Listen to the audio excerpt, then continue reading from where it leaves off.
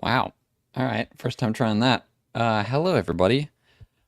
I'm going to be having Ernest come in a few minutes. He said he's having internet problems, but for now, we can just get started, you and me. So today is part two of Bible contradictions, answering 600 Bible contradictions. Obviously, not in one or two live streams, but many, many, many live streams. We hope to be doing 10 at a time, so that'll be 60 live streams. Oh, looks like Ernest just joined, so here we go. Hey, there you are. Hey, how's it going? All right, I can hear you. Can you hear me? I hear you just fine. Awesome. I think we're good to go then. I like your shirt. What does it say? Oh, thank you. Jerusalem. Oh, nice. Nice. All right, well, I was just introducing everything, saying that we're in part two of 600 Bible contradictions. So, if anybody doesn't know, last time we kind of went over the basics of what a contradiction is. It's where two things contradict with the same person, same subject, same time, and same place. It's where something is said to be and also not be at the same time. So we're going through these allegations of Bible contradictions and seeing, do they actually hold up to that definition, and do they even hold up to scrutiny? And I'm hoping to show that a lot of them really don't. So yeah, with that, I guess we could just go ahead and get started. How you doing, Ernest? I'm doing good. I do have a question though. Sure. How do I adjust my headphone level? Your headphone level. Like do I sound quiet? No, you sound louder than but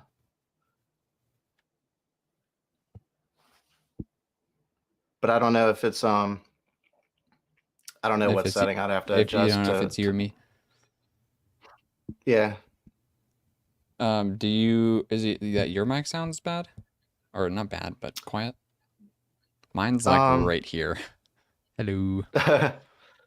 no, mine is right here. But Sounds fine. okay. We'll go with it. Sweet. Um, there's an interesting comment right at the start. This is from Russell Shoot. By the way, I like the icon there. I'm a big Doctor Who fan. Believers are known for insane nonsense by their use of a vocabulary of fiction. Men have always known God as a tool of fiction. Okay. Great way to start it off. Sorry, I got a bug going crazy around my head right now.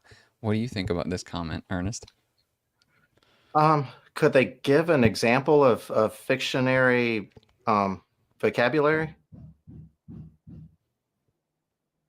That'd be good. Maybe he'll respond. I would say if men have always known God to be a tool of fiction. Uh oh, hold on. Okay, there's a whole nother thing he's bringing up. I might do that in a second. But um, if men have always known God as a tool of fiction, then men have pulled off the greatest con in history by promoting Christianity. They have gone to their deaths for a total lie when they could have recanted and been gifted lots of things and, not been killed. So I don't think that's a very good argument. I might come back to the other thing It's in a kind minute, it, but it's we have kind of riddled contradictions. with bad arguments. It's kind Sorry, of riddled with bad Russell. arguments. So Go ahead. No, you're good. men have always known God as a tool of fiction. Um, that's an interesting claim. Like Mm-hmm. based on what? Yeah, I don't know. Hold Oh on, Julian. boy. I got somebody banging on the door. Hold on for a second. Okay. Well, I will take a second then and just kind of get things started here with the slides and all that. Let's try that. Okay. Now you can see it. All right, so I'm starting off with number 11 here. If anybody wants to follow along, by the way, there's both a Word document and a spreadsheet in the description. I may update those as we go along if somebody has a better answer than I've given in those, but I've gone through 600, I think it's 603 contradictions. And if you want to follow along, you can follow along in either of those. The Word document has my answers in it, and the spreadsheet has my like sorting and rating system. So yeah. Number 11 is about two contradictory creation accounts. And I think we're going to probably spend the majority of the video on this. I can't believe it. This bug is going crazy. Oh, I just got him. Oh well. So if anybody doesn't know, this has been around for a long time, this argument of there being two separate creation accounts. In Genesis 1 and Genesis 2, they kind of get the order mixed up. So I have it here, but I'm actually just going to pull it up on the Skeptics website. So if you give me a second, I will do that, and we'll get started.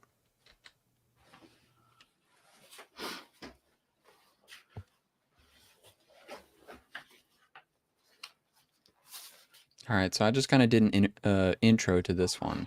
Okay. I don't know if you had time to look at it beforehand, but I did. okay. Sorry. My son needed me. Oh, you're fine. Kids. Yep. Where is Did you already this one? read it? I'm sorry. No, I didn't already read it. So actually, you can go ahead. I'm trying to find the article that it comes from, so you can go ahead and read it if you want. Okay, hold on. I gotta send this text. As you can see, we're seasoned professionals here. Okay. Hey, if David Wood can do a 5-hour stream where he talks about all kinds of stuff with AP, then so can we, right? Right. Okay, so we're on the number 11. Number 11. So it was the two so-called contradictory creation accounts. Yes. So we've got okay, so we've got Genesis 1:25 through 27. But you've got it up on the screen. So basically it comes down to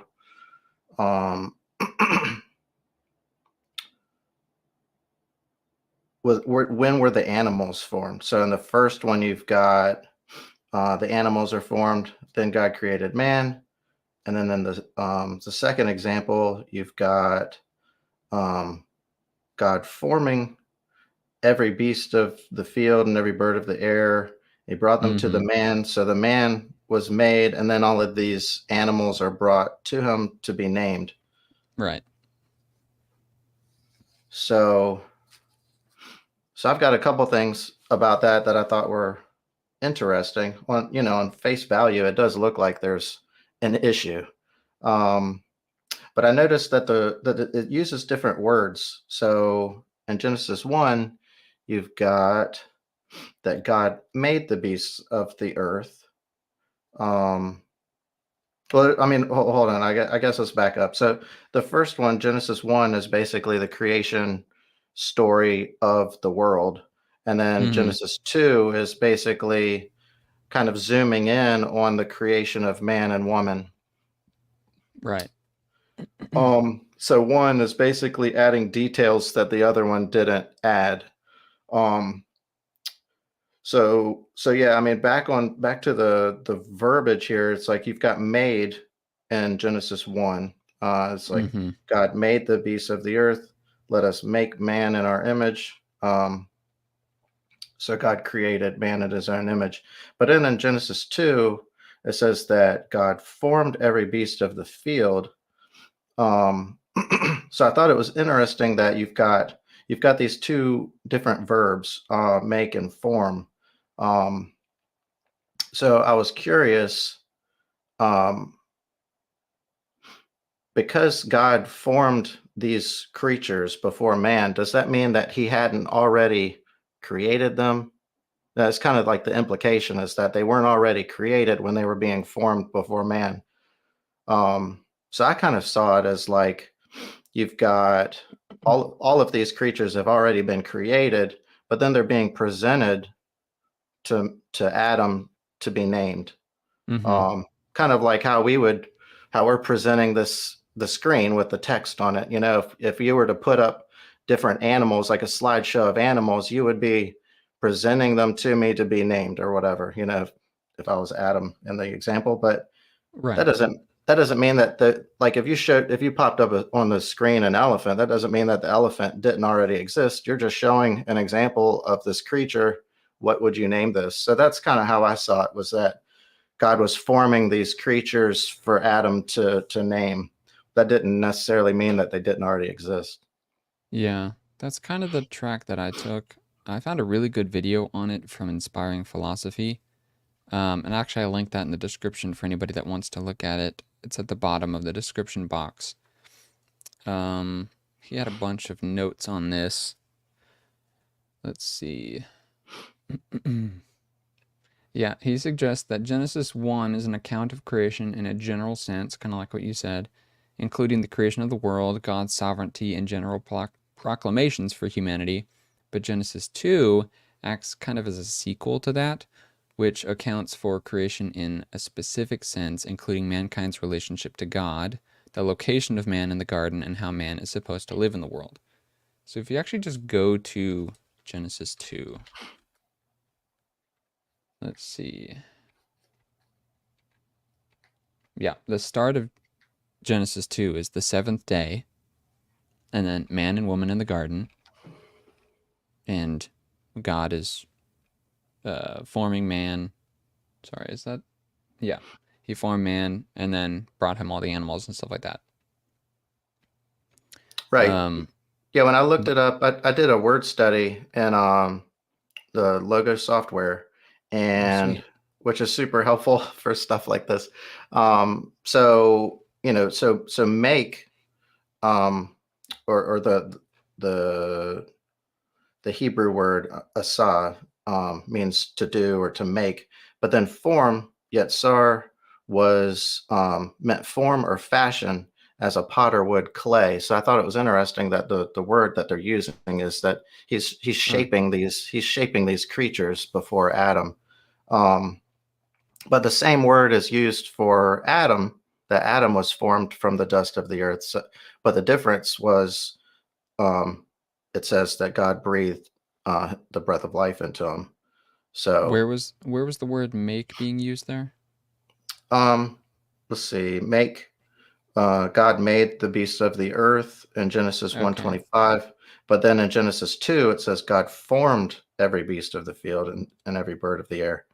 Um, so Genesis you know, 1. so the same word isn't used, but formed was used in the context of man being created.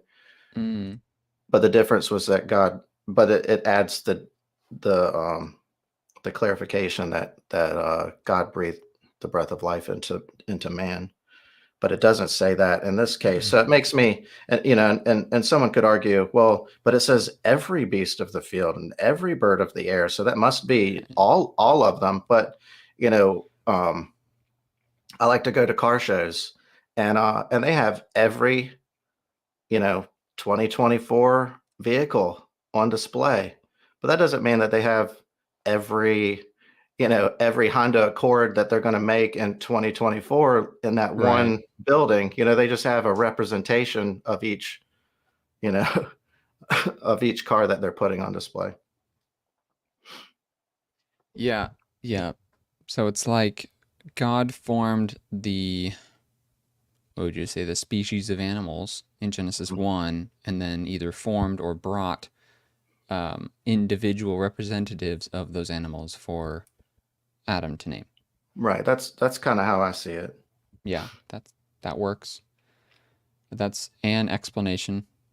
Um, there's some other stuff surrounding Genesis 1 and 2 that I wanted to get into as well, because there's this thing called the documentary hypothesis, which Mm, is kind of like a critical look at Genesis 1 and 2. And I'm not super informed on it, but it's essentially saying that um, there, what's the word? There's some contrivance going on, at least with Genesis 1 and 2, where it's not like, well, actually, I think I have something on it here. Rather than just pontificating on it, I should probably just read it. Yeah. So there's some parallel themes going on between Genesis 1 and the rest of the Pentateuch, or sorry, Genesis 2 and the rest of the Pentateuch, indicating that Genesis 2 was not picked apart and combined with Genesis 1.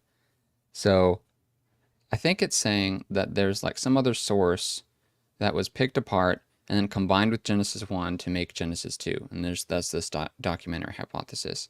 But the response to that says, no, they're both from the same source, or the same person wrote Genesis 1 and Genesis 2. It wasn't just from some other source that was, taken apart. And the reason that we can see that is because there's these parallels between Genesis 2 and the rest of the Pentateuch, where if it was taken apart from some other source, the chances of it having all these parallels with the rest of the Pentateuch is very slim. Does that make sense? Mm-hmm. So I have a list of some examples. And this is kind of a different issue from whether Genesis 1 and 2 contradict, but I think it's just interesting, and this is about the only time I'll be able to share it. So let me know your thoughts on this kind of stuff. So some parallels include the tree of life being similar to the lampstand in the tabernacle. So you think about if it is actually Moses writing this stuff, the whole Pentateuch, you have the account of creation and you have the law and all that stuff. In the law is all these rules and things for making the tabernacle. And if Moses is writing both of these, maybe there's going to be some parallels there. So the tree of life seems similar to the lampstand in the tabernacle. The trees in the center of the garden parallel the ark being in the center of the tabernacle. So the holiest place where the tree of life is in the Garden of Eden parallels the Holy of Holies in the center of the tabernacle. Moses and Aaron had to wait 7 days before being allowed in the presence of God in the tabernacle. They had to be ordained. It's like an 8-day process where they're ordained for 7 days, and then on the 8th day they can go in.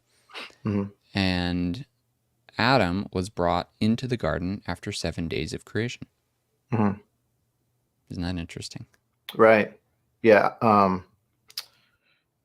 There's some more, but go ahead. What was his name? IP, Inspiring Philosophy. Michael Jones. Yeah. So he calls it a temple inauguration.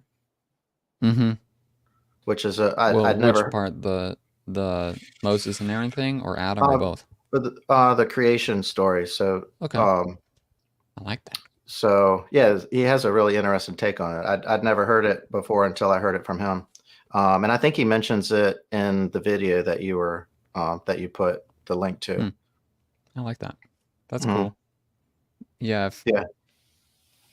Men are supposed to be the priests, essentially. Well, everybody's a priest in Christ, but if we're talking about the Old Testament, the man being the head of the woman, Adam being essentially the priest version prior to Moses, between him and Adam and Eve, that seems to parallel the idea of there being a priest in the tabernacle.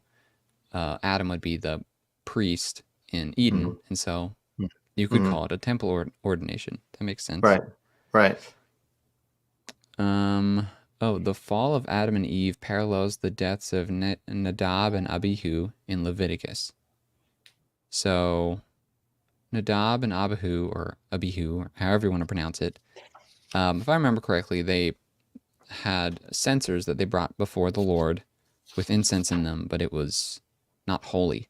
They did it in a wrong way. It was not properly sanctified. And so the Lord essentially burned them up in fire.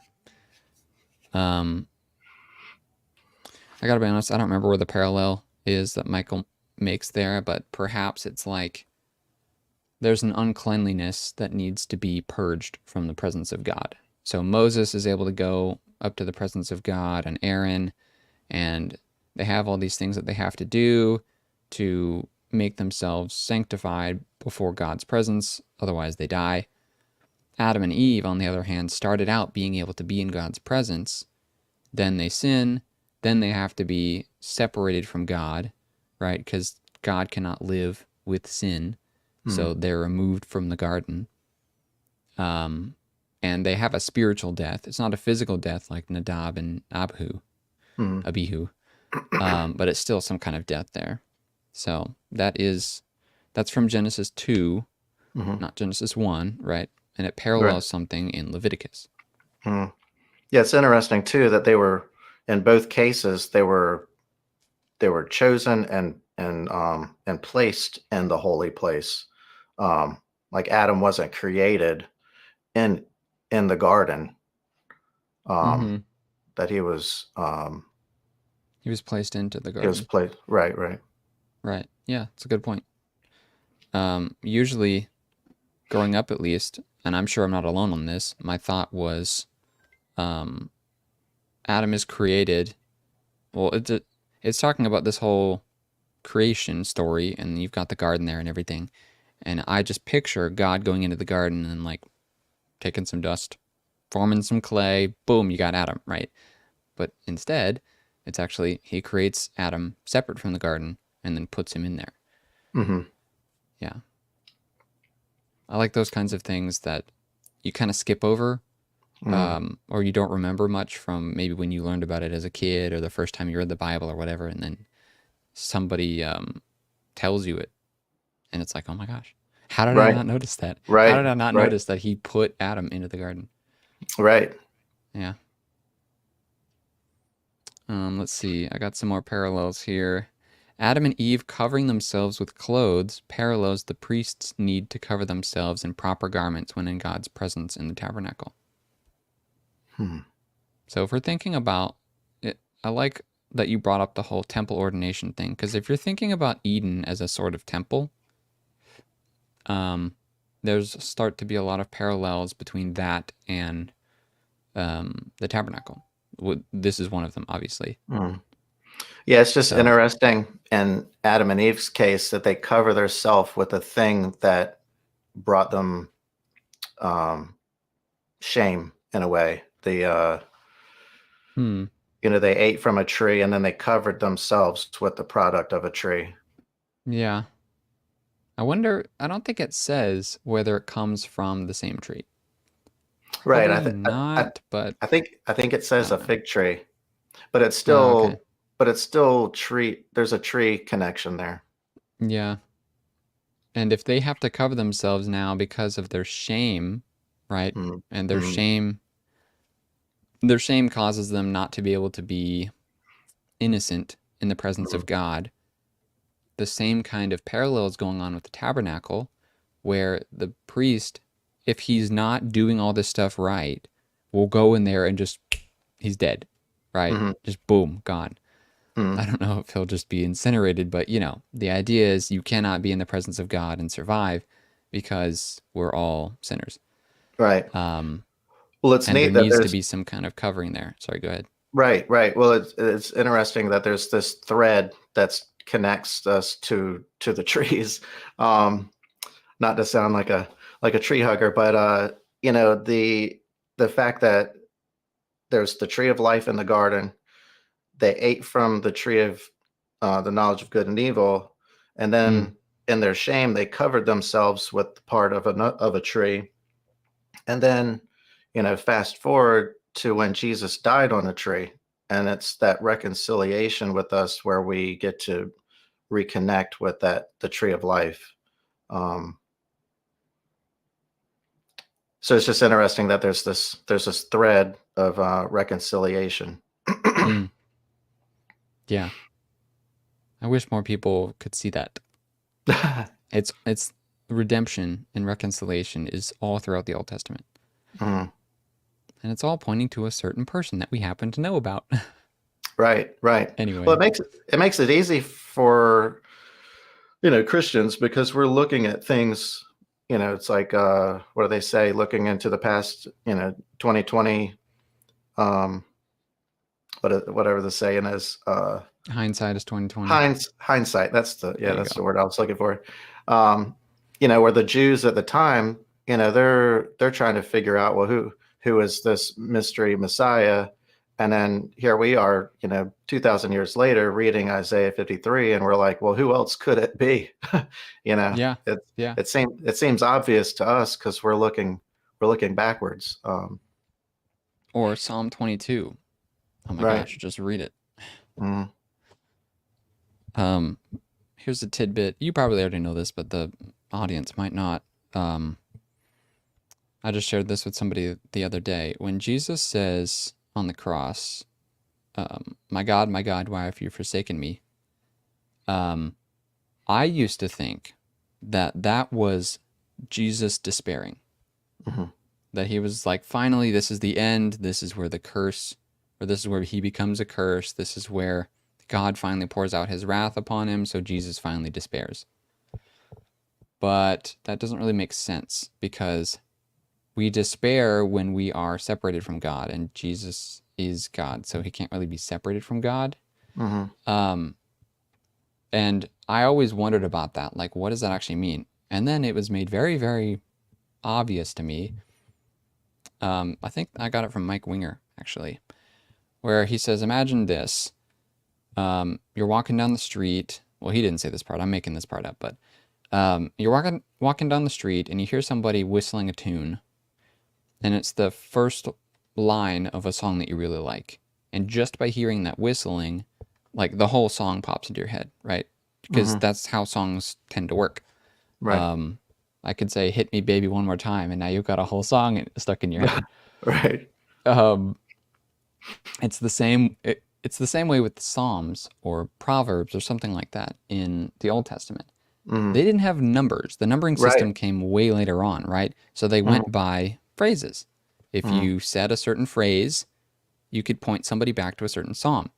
And my God, why have you forsaken me happens to be, coincidence, mhm, happens to be the first line of Psalm 22. And you right. can go and it says, my God, why have you forsaken me? And then it says all these other kinds of things that line up perfectly with the Messiah being crucified on the cross. Mhm. It's amazing. Yeah. If he would have yelled out Psalm 22, they would have been like, what does that mean? Like because Yeah. they didn't have the numbering system like we do today. He'd be like, So yeah, that's for my people 1500 years from now, but not you guys. right, right. But the people of the time, they would have known exactly what he was saying. Yeah. I just wanted to pull it up real quick. Psalm 22 says things like, well, first of all, the first line is, my God, why have you forsaken me? But it says things like, uh, Something about it, not a bone was broken. His heart is melted in him like wax. Or, yes, I think, well, you might be mixing that in Isaiah 53, but here, I am poured out like water, all my bones are disjointed. And mm, that's something that does happen when you're on the cross. Your bones get disjointed. My heart is like wax, it melts away within me. When they stabbed Jesus, um, blood and water came out, which meant that the liquid in the heart was separating, which is an indication of death. It's like his mm, heart is melting. mm, My strength is dried up like a pot shard. My tongue sticks to the roof of my mouth. He was dehydrated. These are symptoms of something called hypovolemic shock. mm, I was just on a flight last week and happened to be sitting next to a nursing student. Actually, I think she was a physician's assistant.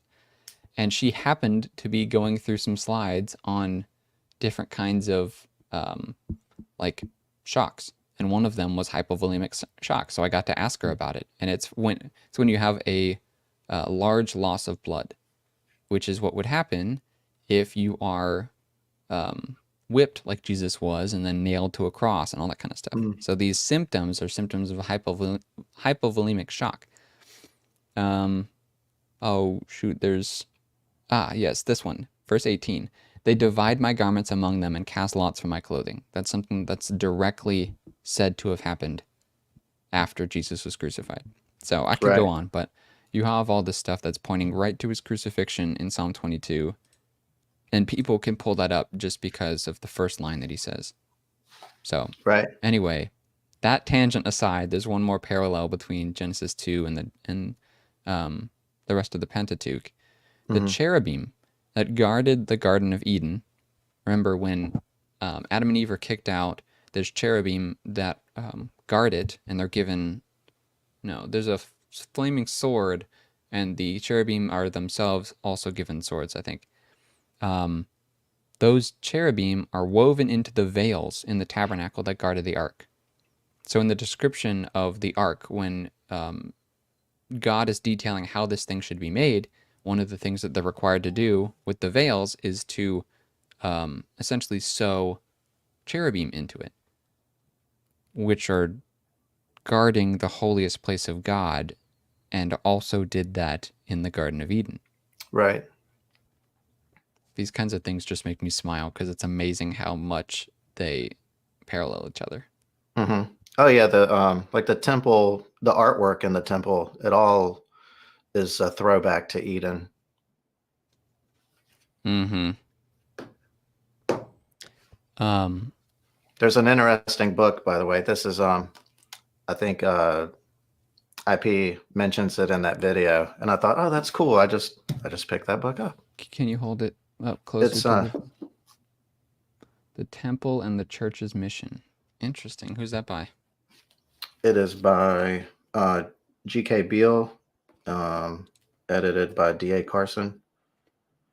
Can you give me an overview of what he used that for? Was that just his source for that video, or one of the sources? It was a source for one of the points that he was making, because he kind of, in that video, he makes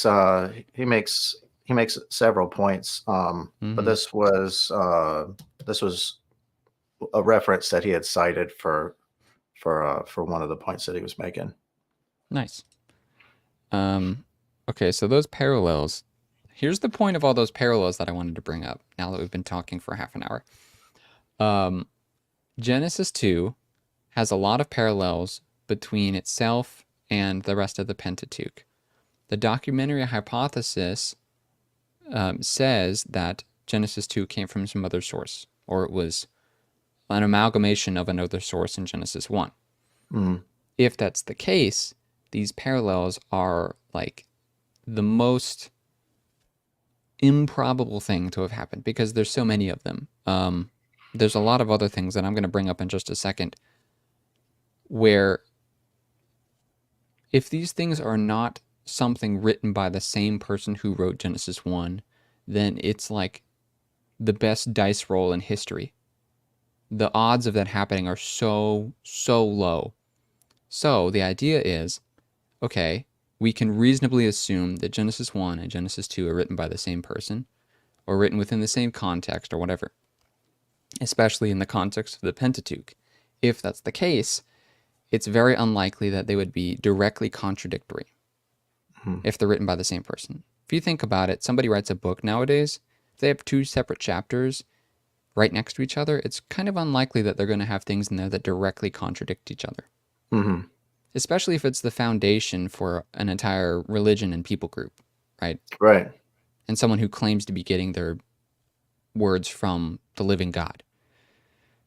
It's very unlikely that there's going to be contradiction there. And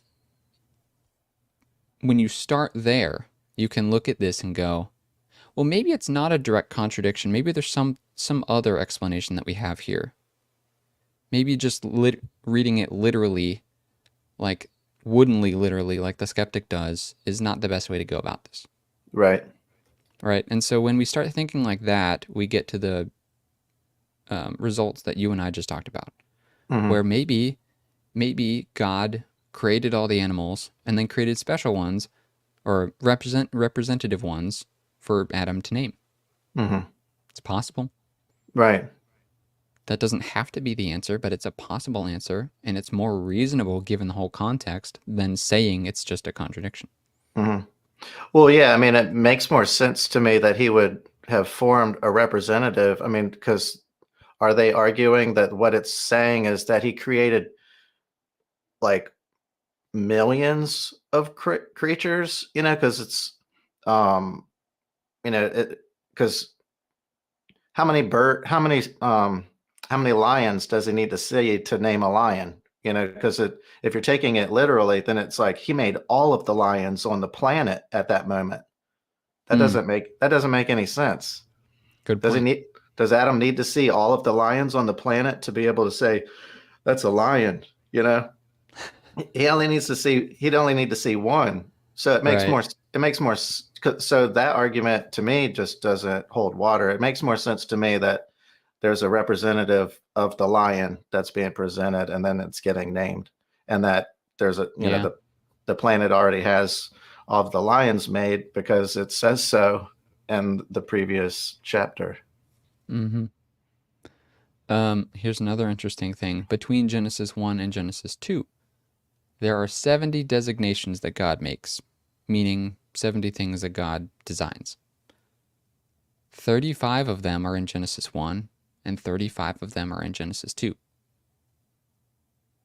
That would indicate, I think, to me, someone who's looking at it with a microscope, maybe there's a writer who wrote both of these things and meant for them to be linked together, because there's 70 of them, which is a very significant number in the Bible, and it's split exactly equally between both books, these designations of God. Maybe they're meant to be read together, and therefore maybe they're not directly contradictory. Right. Yeah. I want to hammer this over and over and over again.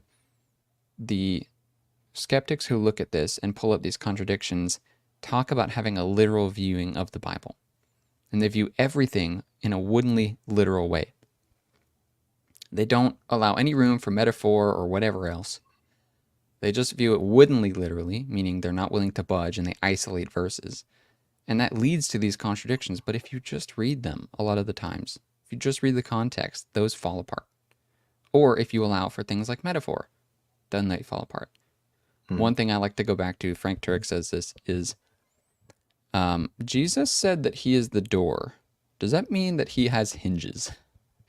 If we're really going to read this in a literal sense and not allow for any metaphor whatsoever, does that mean that Jesus has hinges? Or it says Jesus was willing to gather the Jews up like a hen gathers her chicks. Does he have feathers? No. Right. It's a metaphor. Yeah. So we have to allow for those kinds of things because that's how the writers intended for it to be read. And Oh, here's it seems obvious if they're, I guess if they're being fair with the text, I think they would have to agree that there's metaphor and that there's certain parts of the text that aren't intended to be literal. right. Yeah. And if you just read it, again, if you just read the Bible, it's going to come up like that. There's things that we can just intuit when we read the Bible. It's like, oh, yeah, okay, that's a metaphor. No big deal. One last little note here, and then we'll move on to the next one, next contradiction. Genesis 1 through 3 mirrors Genesis 8 through 9. Genesis 8 through 9 is when that's Noah, the beginning of Noah's flood story. Yeah, many parallels written in order can be drawn between the two sections, so that splitting Genesis 1 and 2 up would ruin the parallels. Therefore, the two accounts are meant to be read together, and the likelihood they are contradictory instead of complementary is low. This bug, I swear, this bug is going to be the bane of my existence. The critic would likely read Genesis 1 and then 2 as a historical narrative that follows a linear series of events. So Genesis 1 happens, then Genesis 2, therefore contradiction. This leads to contradictions that were mentioned. But there's no indication that it needs to be read that way. In summary, the explanation of Genesis 1 and 2 are not immediately obvious. If you just read them, sometimes it does seem like that. The conclusion is that it works well as a unified narrative which parallels other parts of the Pentateuch, so the assumption that is contradictory is unreasonable. So that's the point that I came to after all that stuff. Yeah. Oh, here's a funny little thing too. If something being in a linear series of events, like Genesis 1 and 2 are supposed to be, is an indication that something can be trustworthy or contradictory or whatever, then the Skeptic's Annotated Bible itself is untrustworthy, contradictory, and wrong. Because these contradictions are put forward on this website in a nonlinear sense. Mm-hmm. Or sorry, I should have said if two things being in a nonlinear sense is an indication that it's contradictory and it should otherwise be in a linear sense, then the Skeptics Annotated Bible website works the same way because they're not listed in chronological order. Yeah, just a funny little note. Right. But let's actually move on to the next one because I've been blabbing for a while now. Okay. Number 12. Who was Achan's father? I'm totally going to butcher all these names, but whatever. No, you are doing a good job. Better than I would do. I'll add a little bit of guttural noise in there. Achan's father. There you go. Yeah. Joshua 7:1 says, "The Israelites, however, acted unfaithfully regarding the things devoted to destruction. Achan, son of Carmi, the son of Zabdi, son of Zerah, of the tribe of Judah, took some of what was set apart. So the anger of the Lord burned against the Israelites." And then later in Joshua 22:20, it says, "Was not Achan, son of Zerah, unfaithful regarding what was set apart for destruction, bringing wrath upon the whole congregation of Israel? Yet it was not only Achan who perished because of his sin." So is he the son of Zerah, or is the son of Carmi, then Zabdi, then Zerah? And the answer is yes. Yes. Both. Would you like to enlighten us as to why that's the case? Uh, yeah. So I did a word study Nice. on the word son, and it allows for descendants, grandson. Mm-hmm. The number one, the main definition is a male human offspring. Right. So For it goes. anyone Yeah, go ahead. for anyone interested, the word is Ben. So Ben means a son. Mhm. Go ahead. Yeah. So I mean, like one of them, well, it says son, but it's basically what is it? Joshua 7, Mm-hmm. where it says son. What? It's a grandson, great Yeah, grandson. he's basically grandson, Right. is it great grandson? Great grandson. Yeah. Yeah. So I mean, um, that would be a male human offspring and a descendant Right. um, of Zerah. So um, The thing going on in Joshua 22, by the way, is the thing called telescoping, where you take a longer portion of writing and for the sake of space or the sake of clarity or whatever, you shorten it. mhm. So in Joshua 7, we have all the details. Achan, son of Carmi, son of Zabdi, son of Zerah. In Joshua 22, he just shortens that to Achan, son of Zerah, because we already know from earlier who the lineage or what the lineage was from Achan to Zerah. We don't need to say it again, Mhm. right? He just shortens it. Achan, son of Zerah. You already know this. You already read it in Joshua 7. So let's go. Let's keep on rolling with Joshua Mhm. 22. It's not a contradiction. Yeah, it was just a way that they would say, just like if we were related to a famous person, um, you know, we would say, well, I mean, we would say, hey, we're related to this famous person. But back in that day, they would say that the son of, and everyone would understand they're not literally that person's son because that person probably died, hundreds of years ago. But they would Right. understand what they're trying to say, like Yeah. the And son of every, Jesse, son of David, yes. that sort of thing. Yep, exactly that. So this is going to be brought up a bunch because the skeptic makes this claim a bunch with a bunch of different people from the Bible. So you'll at least get to know some Bible names as we go along, but it's going to be the same answer every time, which is, and this goes for men and women, it's just the same word being used for son as with grandson or so on. Jesus Mhm. is the son of David. That doesn't mean he's one generation off from David. It just means he's a descendant. That's all it means. Yeah, I mean, would they say, "Wait, I thought he was the son of Joseph," or like, Mm-hmm. it was just a manner of speaking. Yes. All right, so number 13. This one will also be, this one will come up on a bunch, and I'm kind of frustrated with this one because if you look at that poster, and actually I will bring it up because I told everybody I'd bring it up last time, and I can actually do that now, but I'll get it in a second. There's seemingly contradictions between Ezra and Nehemiah as to how many people came back from Babylon when the exile was over. There's a whole list of like 20 or 25, bullet points. And the skeptics break it up into separate contradictions when it's all just the same thing.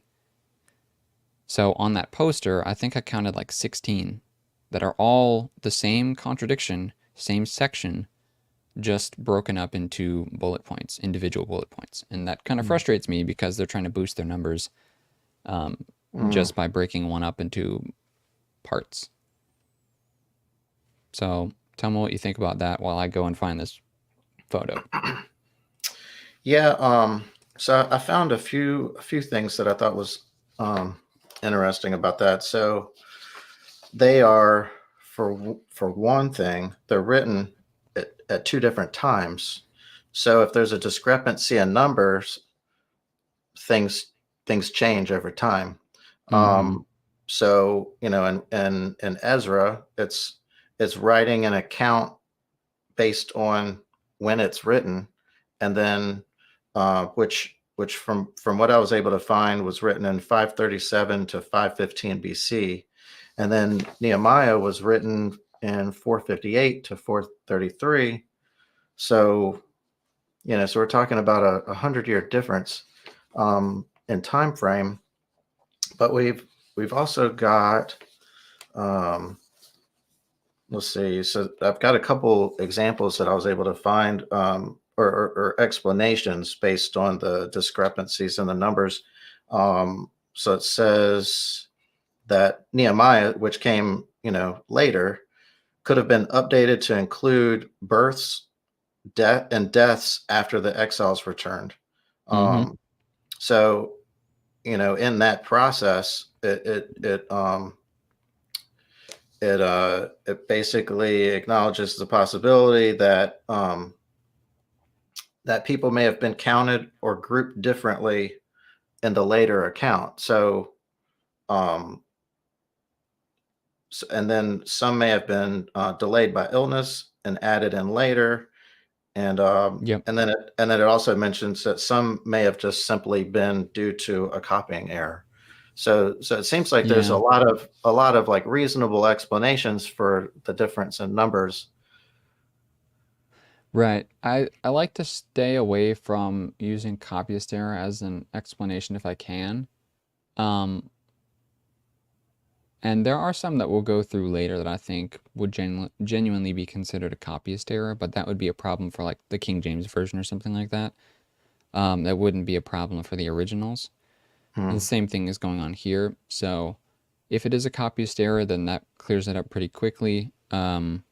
I think that's less likely because the same number is used at the end. It's 43,000 or 42,360. It totals the amount of people that come back. And so I think that Nehemiah, being over 100 years later, yet still knows or still has a purpose for that list because the final number is the same. And I suppose there could be copyist errors later on. And maybe that would explain why the numbers in Nehemiah don't add up to 42,360. What I wrote is that because they don't add up, this is just symbolic numbers rather than literal numbers or exact numbers.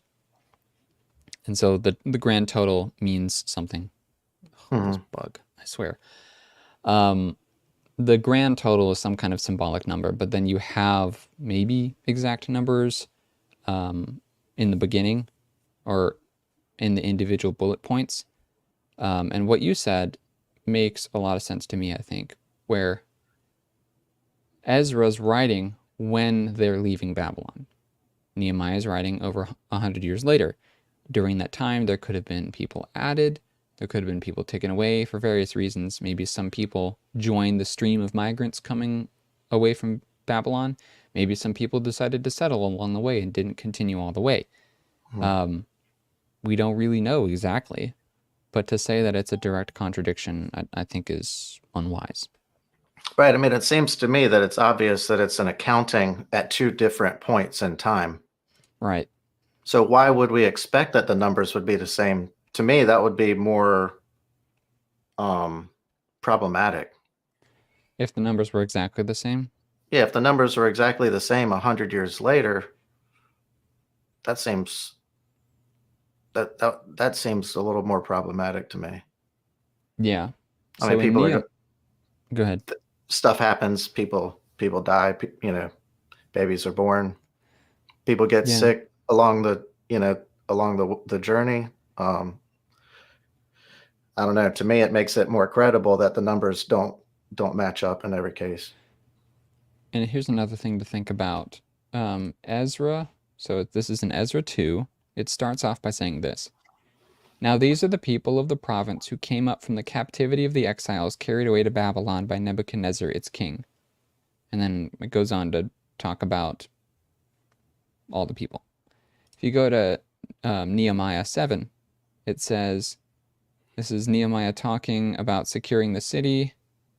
And then he says, the city was large and spacious, but there were few people in it, and the houses had not yet been rebuilt. So this is when he's going to rebuild Jerusalem.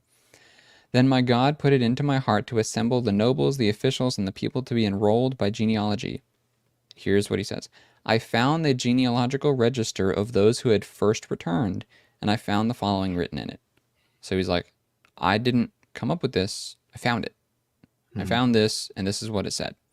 And then it starts with the same header as Ezra did. These are the people of the province who came up from the captivity of the exiles carried away to Babylon by Nebuchadnezzar its king.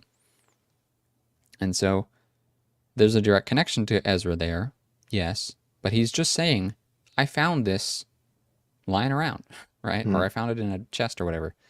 And this is what was written on it.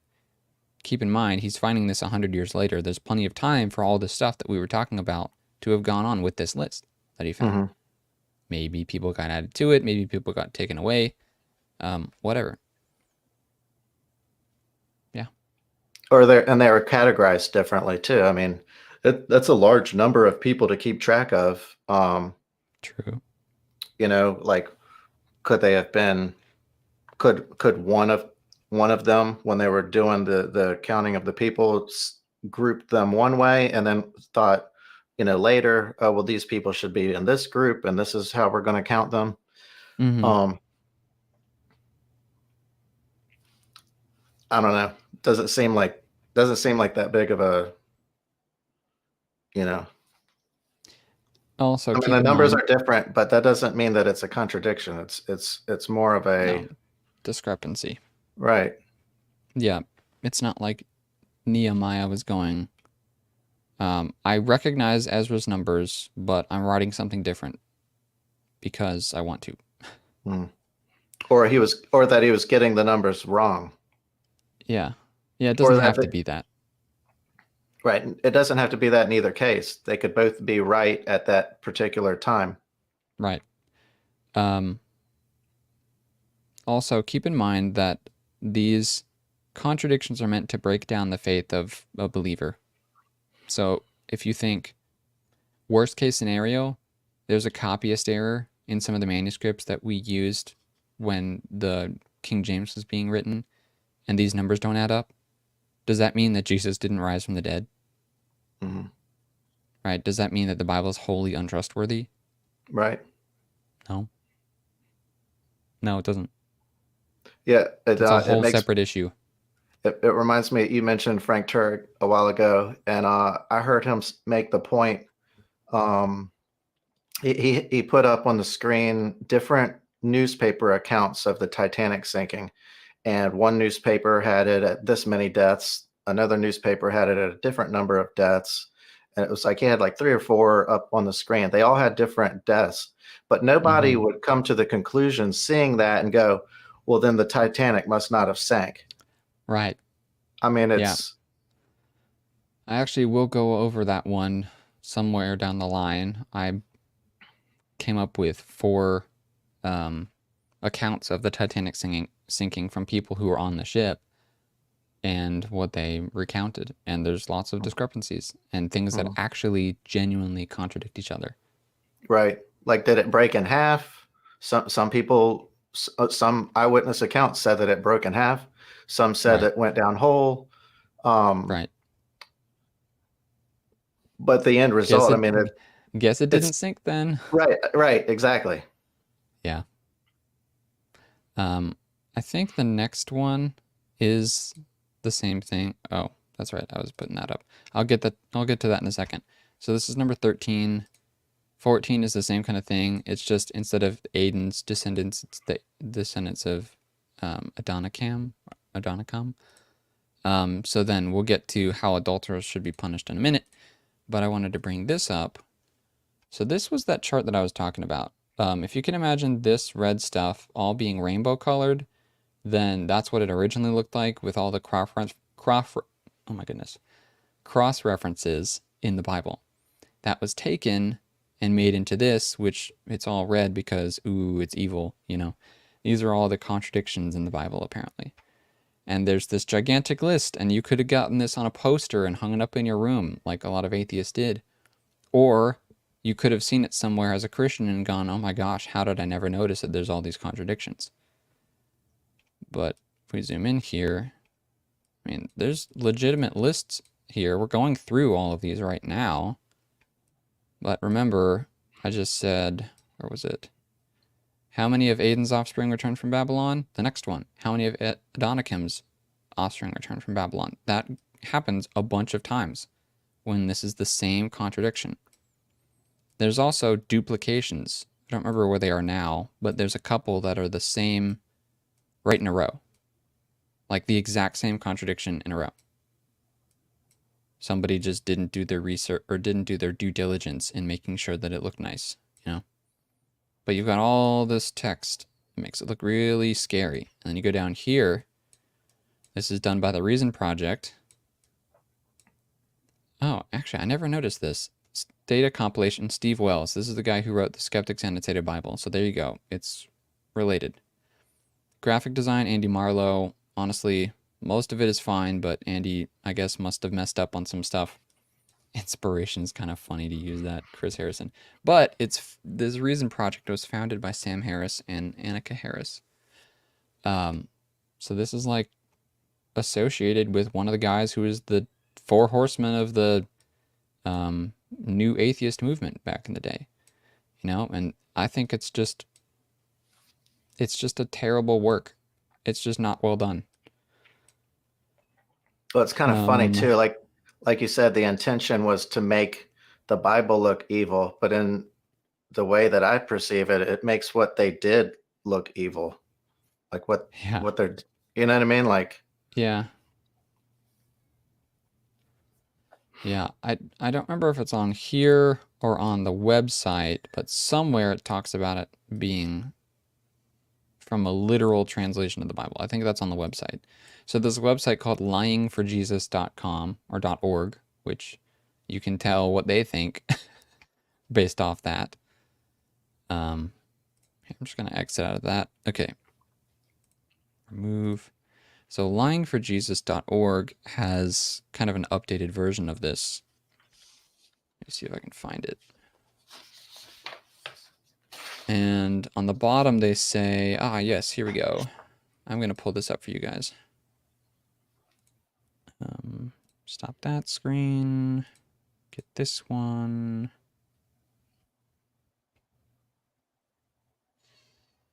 Where is it? Interactive resource. There we go. Sorry. Awesome. So if you look at the bottom down here, many of the contradictions above stem from a literal interpretation of the stories in the Bible. So, literal interpretation. There you go. Some verses may be mistranslations, allegories, exaggerations, etc., and can be interpreted in the context of the society in which they were written, rewritten, or otherwise modified over time, while others are very clear contradictions. Considering that 31% of adults believe in a literal interpretation of the Bible, and the fact that many sects disagree on which parts to take literally, it seems reasonable to include these contradictions based on literal interpretation. I don't think so. I don't think that's the case. I don't think it's reasonable to include them based on literal interpretation, because you get woodenly literal stuff, like a lot of the stuff we're going to go through. Mm-hmm. And they just go, well, some Christians disagree about this with other Christians, so therefore we're just going to take whatever we want. We're just going to do it. We do with it whatever we want. So, yeah. Right. Yeah. I mean, what does that even mean? A literal interpretation. So, Good question. there's multiple, several hour debates on the definition of the literal meaning of day in Genesis. Oh, yeah. Oof. I mean, it's like, and everyone claims to take it literal, but it literally has many meanings, Yeah. Yeah. Is it a 12-hour That's day? true. Is it a 24-hour day? Is it a long period of time? Is it a day of a king's reign? There are, It's almost like words have different meanings, right, and sometimes it's not very clear. right. And then and then we can kind of gauge it based on the context. So it's Yeah. for them to say that 31% of people take the Bible literally. So what? Yeah. There actually was a link there. Let me see what they say. It's probably just a Pew Research poll or something. Oh, look, a Pew Research poll. Wow, got that right. So this was a study done. Here, let me pull this up. Now we're really getting far afield, but whatever. This is fun stuff. I mean, so does that mean that 31% believe that Jesus is a literal door, or that the earth has, God stretched out the four Firmament. corners? Yeah. That I don't so know if, that it's a flat square, apparently, if we're taking it literally. yeah, I'm not sure exactly what it means. So, interpreting scripture here, 31% say the word of God should be taken literally, with not much explanation as to what that means. 27% say it's the word of God, but not everything is taken literally. 33% say the word of God, but they don't know as to whether it should be taken literally, and then so on and so forth. I don't know that they explain, even in the Pew Research, what they mean by literal. Let's see. Because imagine people are answering that question, they might have different views as to, or they're gonna have different views as to what literal actually means. Because I could look at it a couple of different ways. I could say you're woodenly literal. There's no metaphor whatsoever. Or I could say I read it as the literal word of God. I read it in a literal sense, meaning it's literally the word of God. That's a whole different thing. Right. Or I could say it's literally true, which is another different thing. Yeah, I could view the word literal different there. So they just break it down amongst a whole bunch of demographics here. I wonder if the skeptics, if that's, I mean, it's they're implying on that the little graphic that is how they're understanding when Christians say that they take it literally. That's how they're understanding it, is that they don't see any metaphor. Well, Pew Research may not have thought of it that way, but lyingforjesus.org certainly did. Right. Seems like an odd, I don't know, understanding of what Christians are saying when they say that they believe that it's literal. Yep, it is odd indeed. All right, let's keep on moving. How should adulterers be punished? What do you think, Ernest? How should they be punished? Maybe we could take the Leviticus route, or maybe we could take the John route. Leviticus says if a man commits adultery with another man's wife, they should be put to death, both of them. John 8 says, well, this is the whole thing about the woman caught in adultery. So a woman gets caught in adultery, And the Pharisees bring her to Jesus, and they're like, all right, what do you say? He says, he who is without sin be the first to cast a stone at her. And they all went away. And then he said, go and sin no more, and sent her on her way. Hmm. Um, what did you come up with on this one? Because there's a couple different ways you can go with this one.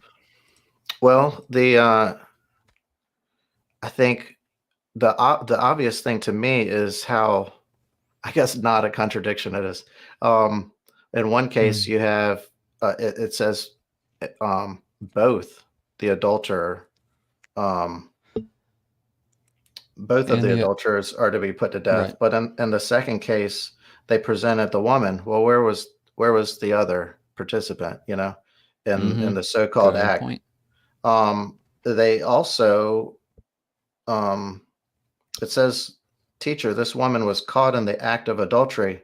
Well, by who? So who are the witnesses? Right. Um, And that actually goes with your first point. Where's the other guy? If you've really got someone that's caught in adultery, why didn't you bring both of them to me? right. Right. I could see Yes. Jesus saying that. Yeah. So by if they were going by Leviticus, then both should have been brought forward. Um, I also came across that compromising circumstances were not sufficient evidence for adultery. What do you mean? So we don't know what was the act specifically.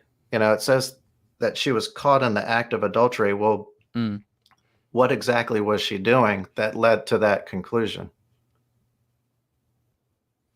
yeah. So they It didn't doesn't provide say. they didn't provide any eyewitnesses. They didn't provide any details of what it was that she's guilty of, other than making the claim that it was adultery. Um, Right. And also, they would have to be brought to the Jewish courts, not to any rabbi.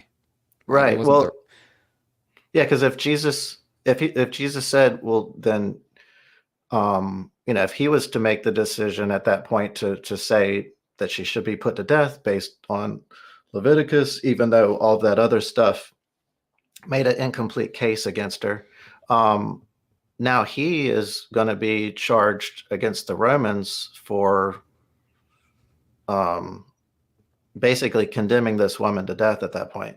So, Mm-hmm. so it seems like it was more of a trap that they were trying to put him in. That's what I thought. Yep. Um, Because on the one hand, if he condemns her, then he's going against the law because, well, they're outside the law of Moses there. The man's not present. It's just the woman there. If he doesn't condemn her, then they can say he's also going against the law of Moses because he's not condemning someone who's an adulterer, right. right? Not only was it an unfair trial, but it was outside the Jewish jurisdiction to even implement that sort of punishment. Yeah, true. Yeah, at that time they didn't have the power to give the death penalty. Rome had taken that away, which is why the Jews couldn't kill Jesus. They couldn't condemn him to death. They had to bring him before Pilate. Mhm. Side note. Another side note, this may open up a can of worms, but I am of the position, and I think a lot of Christians are starting to go this way, that this story is one example of something that was. I'm going to choose my words carefully here. Something that is not well attested in the best and most reliable manuscripts as being something in the Bible. Um, like I said, this could open up a can of worms. I don't necessarily want to get into this now. We could talk about it later, but there's a couple examples of things in, say, the King James or other translations, not just the King James, where we can say, at the time, it seemed like something that should be included in Scripture. With more and better manuscript evidence since that time, it seems more likely that that's not actually something that should be included in Scripture. And I think this is one of those examples. It gets included a lot of times now. It and like the long ending of Mark, for example, get included for tradition's sake because they've been included for a long time. And actually, funny enough, If you take one of these passages that's disputed and you remove it for the sake of um, keeping with the manuscripts and not for the sake of tradition, your Bible doesn't sell as well. So sometimes people include them because if they don't include them, people will write mean letters and protest and say, hey, you're corrupting the Bible. When in Mhm. reality, people are trying to get the most reliable version of the Bible out in print. What do you think about that? Did you come across that when you were looking it up, Um, or have you before? no, no, I haven't. Like, well, I was going to say something else about the thing that's kind of strikes me is how he wrote in the sand or in the dust or dirt or I forget what word was Yes, used. wrote in the dirt. So it seems kind of odd. So they come up to talk to him, and then he kneels down and he starts drawing in the dirt. But I was trying to find it, but I came across it like years ago. But it was something to the effect of that is how they would administer, I think, like a trial.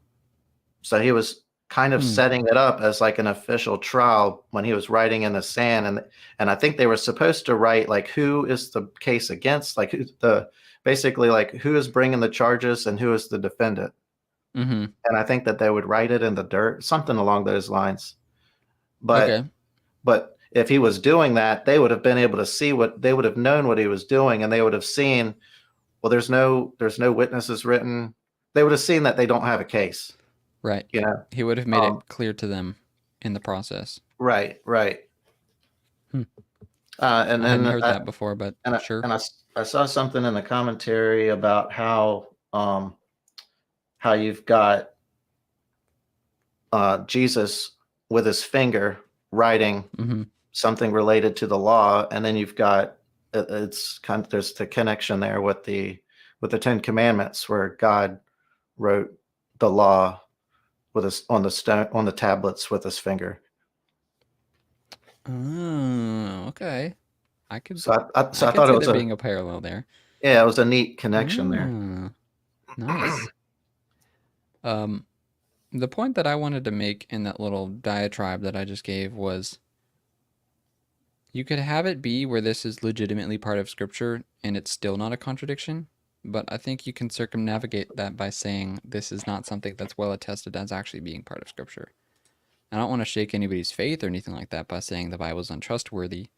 Um, if there are portions in a modern Bible that we don't think should be in there, we would know that because we know what's actually supposed to be in the Bible.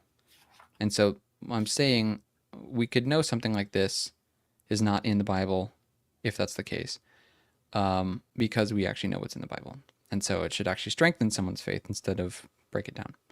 Anyway, Right. And I that's, know that there's some verses that are in King James that aren't in some of the other translations. And, yeah, a lot of King James only fans, they see that as, well, this Bible is not legit corrupted. because it doesn't Or, have yeah. a Hmm. particular verse. But then there's, Right. but the Bibles are trying to stay as tight with the manuscript information as possible. But what you Yeah. bring There's up is text.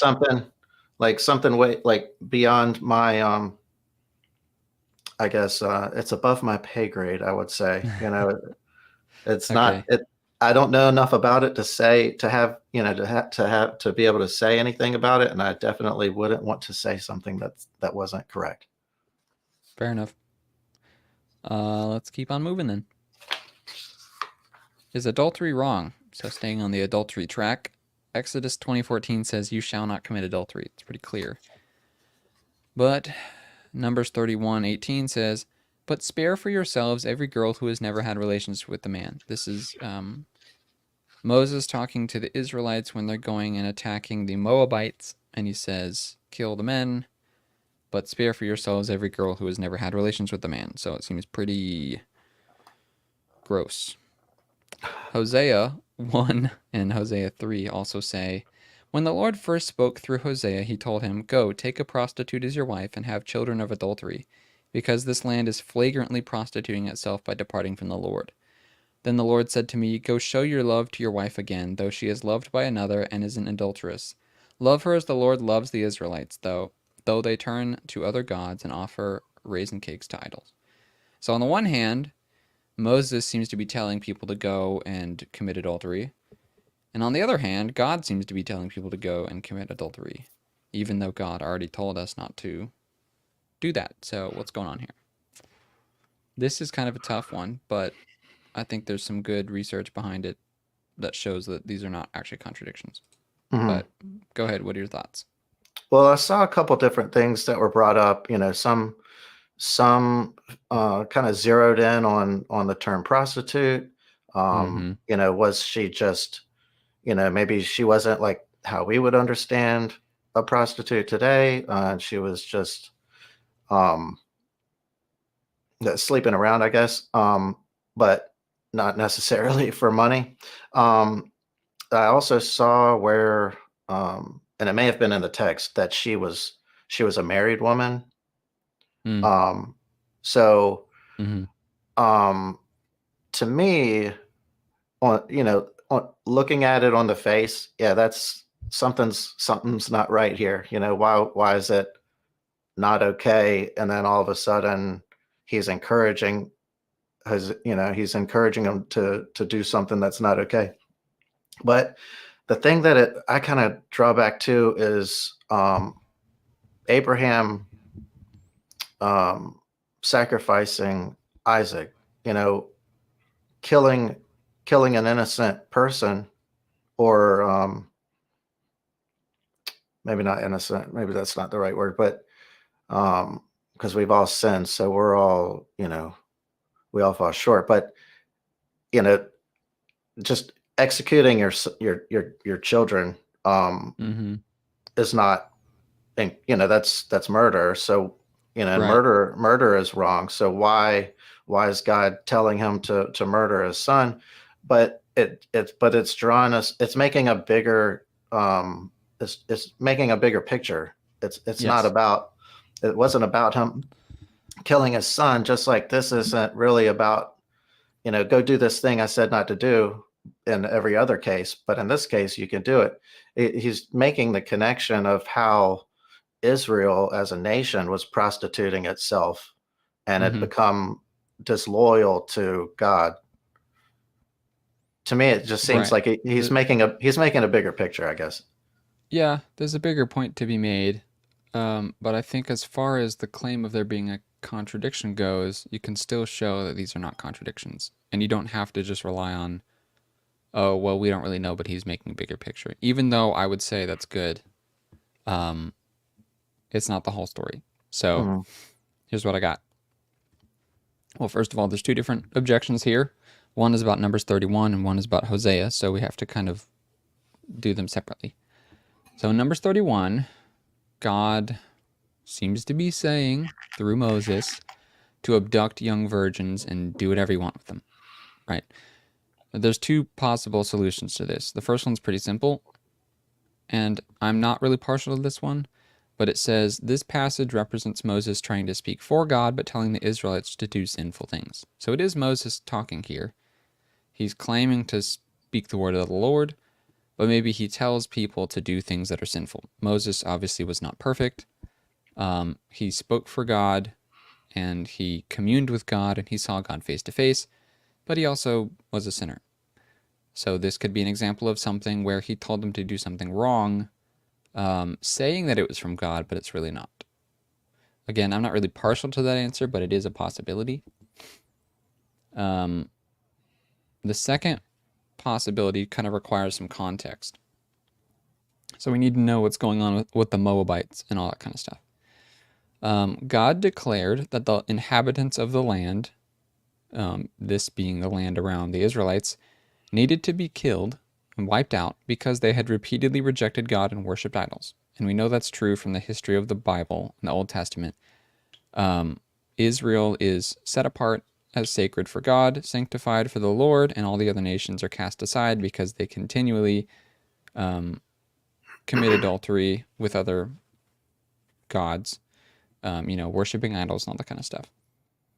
Often these rituals required sexual immorality, and especially in the case of Moab, it actually talks about that.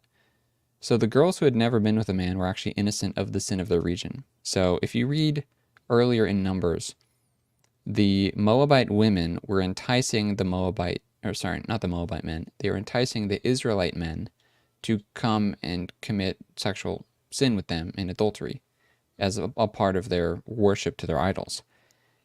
And so in God telling these people to go and wipe out the evil in the region, he's actually sparing the people who had not committed that sin. They couldn't have done because they were virgins, right? They didn't commit sexual adultery. They were innocent of the sin of their region and thus not deserving of death. That's why, the men were just a casualty of war, right? So the men were to be killed, but the women who had committed adultery were also to be killed, just not the virgins. These girls also were described later on as women in Numbers 31-35, and so were therefore probably not considered young, like children, right? They'd be considered of a legal age. I want to say real quick, these conversations are really tough because this kind of language is so charged nowadays that I could see people accusing me or you or someone else talking about this as being like someone who supports sexual immorality, just because we're trying to defend a passage of scripture that people disagree with.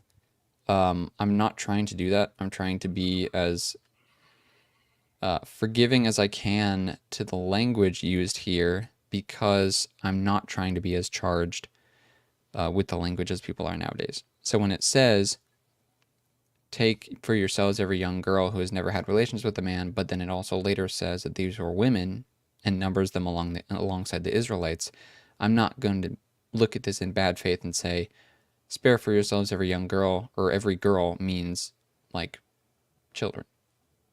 So anyway, Deuteronomy 21 also indicates that captives taken from another land should not be sold for money or mistreated, which forbids abduction and sexual immorality. So if we have these Jews who are trying to follow God to their utmost, though they sin at times, right, they're still the people who try to follow God, and they're led by the priest, they're led by Moses, all that kind of stuff. They are people who are of God, and they listen to his commandments. Well, one of the commandments was, if you take people from another land through war, if you take prisoners or whatever, they should not be sold for money, meaning they should not be sold into slavery, or they should not be mistreated. So the view of Numbers 31 from the critics is already forbidden in Scripture. Deuteronomy 21 says you can't do that.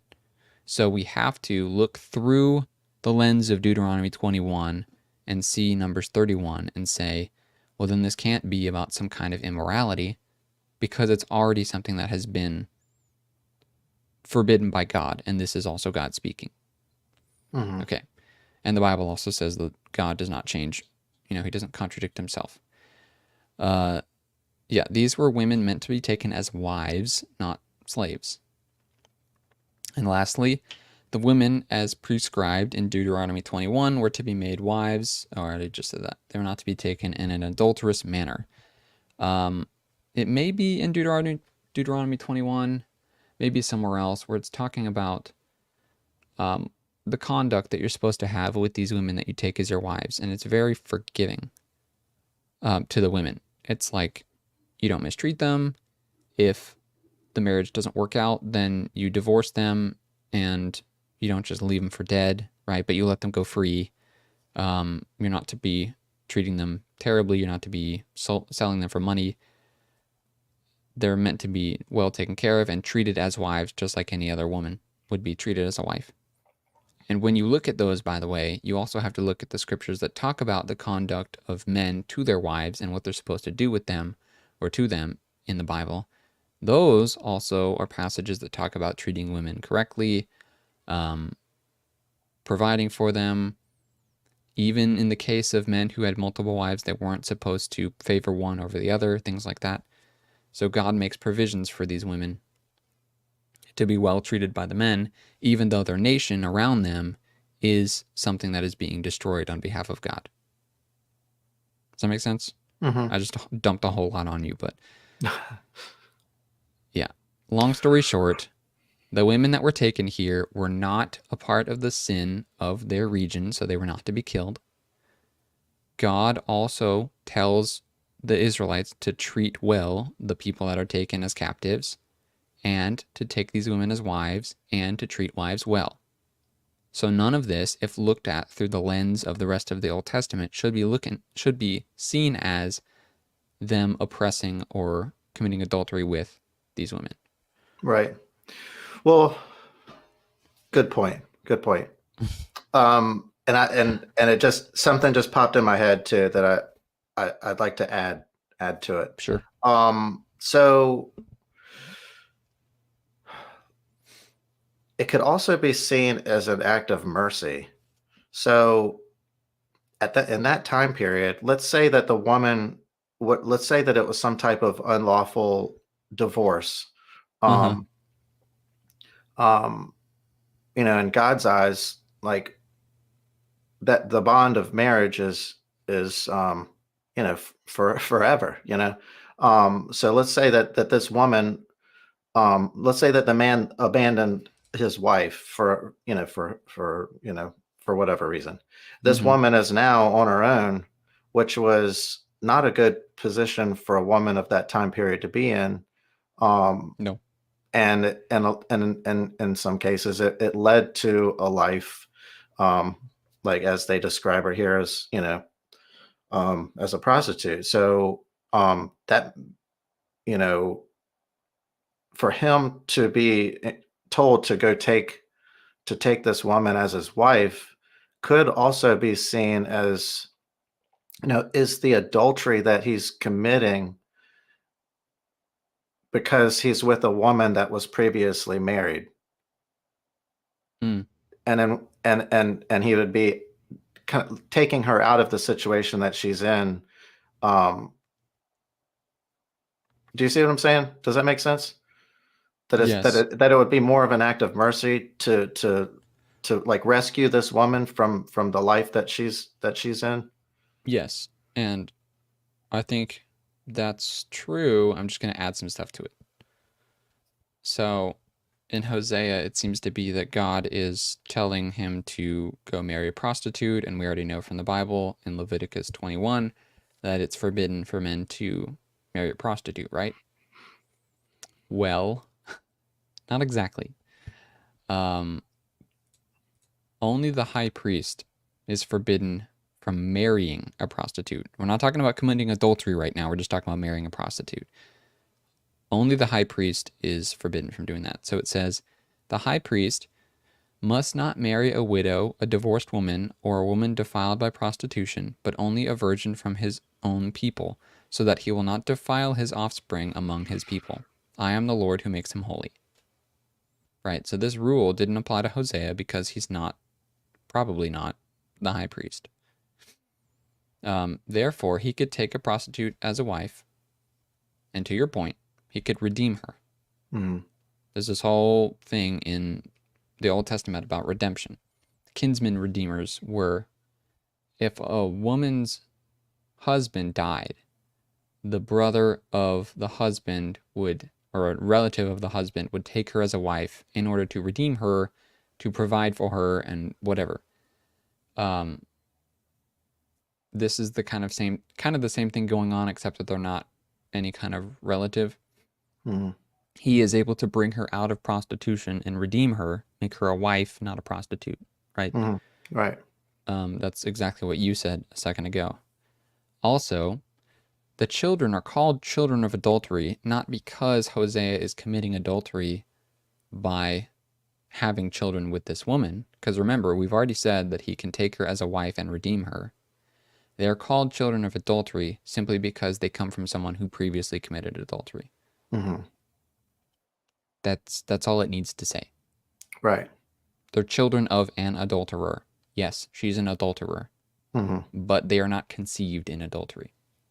Right. Does that make sense? Yeah, definitely. Okay. And that changes the whole that changes the whole narrative You know, Mm-hmm.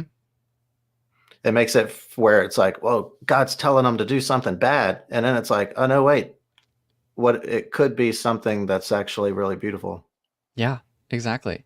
in a weird kind of way. And also consistent with the rest of the Bible, Right, where God is constantly redeeming people and telling people to go redeem people. right. And the whole story of the Old Testament is that the nation of Israel and the entire rest of the world can be redeemed through Jesus, through the Messiah, right? So you have Right. this overarching theme of redemption. This is just one of those pieces that slots into that. Which goes That's back why. to it goes back to painting the bigger picture too. That Yeah. he had to send Mm-hmm. a redeemer to the nation of Israel who was cheating on God with other gods to lift them up out of the situation that they found themselves in. Exactly. Yep. All right. There's a couple more comments that I have here. One is just kind of a funny side comment. I think it's kind of funny that um, the wife's name is Gomer because it makes me think of Gomer Pyle. Mhm. Anyway, Hosea is told to make her his wife. So the children are not a children of adultery because she's not in adultery anymore. So they're not children of adultery on account of Hosea. This is a description of the origin of the children, not a prescription for Hosea to commit adultery. Description and prescription is something that everybody needs to know the difference between. Prescribing something is God telling us, go do this. Mhm. Describing something is God or someone else saying, this is what happened. Right. So this is a description, not a prescription. Okay. It's also suggested that Gomer later on cheated on Hosea with another man, and therefore the command by God in Hosea 3 is a command to take his wife back and redeem her again from the sins that she had committed. Neither of these are commands for Hosea to directly commit adultery. So if we go back to Hosea 3, it says, Then the Lord said to me, go show love to your wife again, though she is loved by another and is an adulteress. So she's loved by another. That means perhaps she went back to her old ways and committed adultery against Hosea with another man. But God says, go and redeem her again. Love her as the Lord loves the Israelites, though they turn to other gods and offer raisin cakes to idols. The Israelites never did that just once, right? They did that tons and tons of times. But God kept coming back to them. So in the same way, he's telling Hosea, go and redeem her again, even though she committed adultery on you again. Mhm. You have the right to divorce her based on the Old Testament law, but go and redeem her. Mhm. Because through your actions, I'm going to demonstrate how much I love Israel. Mhm. It's a parallel. Right. And to your point again, he's painting a bigger picture here. Mhm.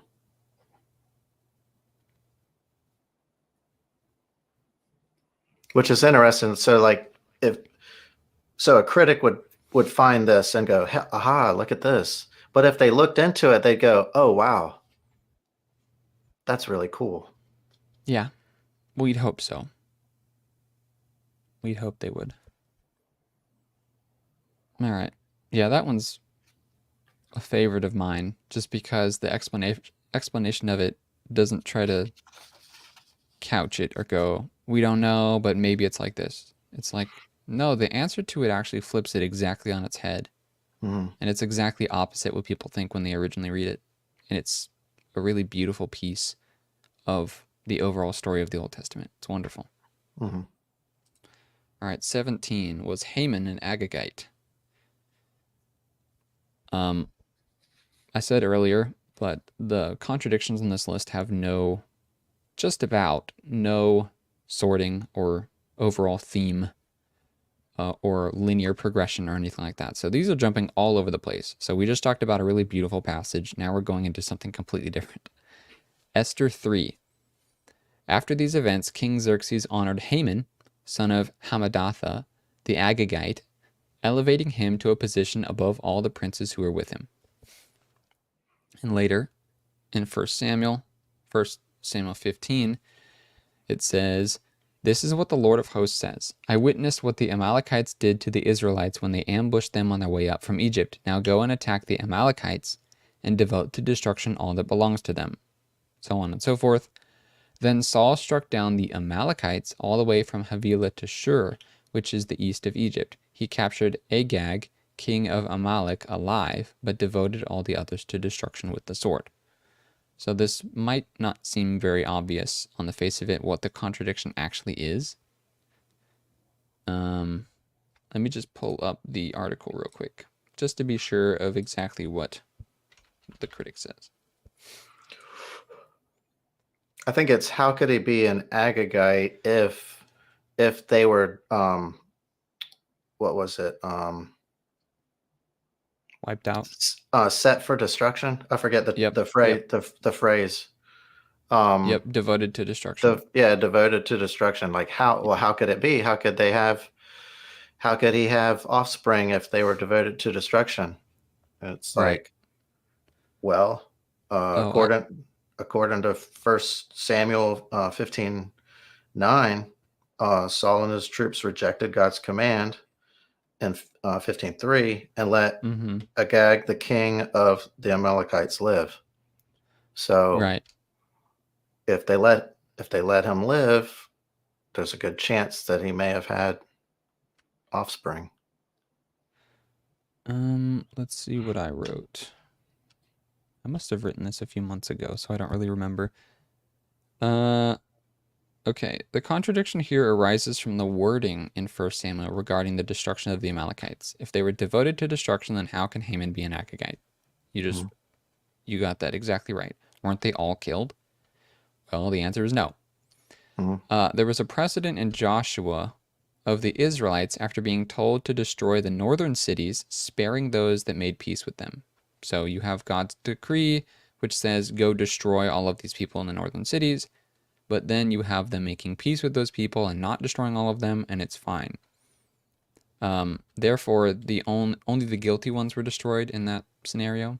So those that made peace with them were the ones that repented and were therefore forgiven by God. But the guilty ones were destroyed. So this idea of God devoting people to destruction is not based on ethnicity, which a lot of people tend to say it is, where God tells them to go destroy all the Canaanites or all of the Amalekites or whatever. It's just because of ethnicity or because they wanted this land and those people were living in it. Well, no, it's because people were sinners and God's people were set apart and they couldn't be living in the same area as the sinners because the sinners would corrupt them.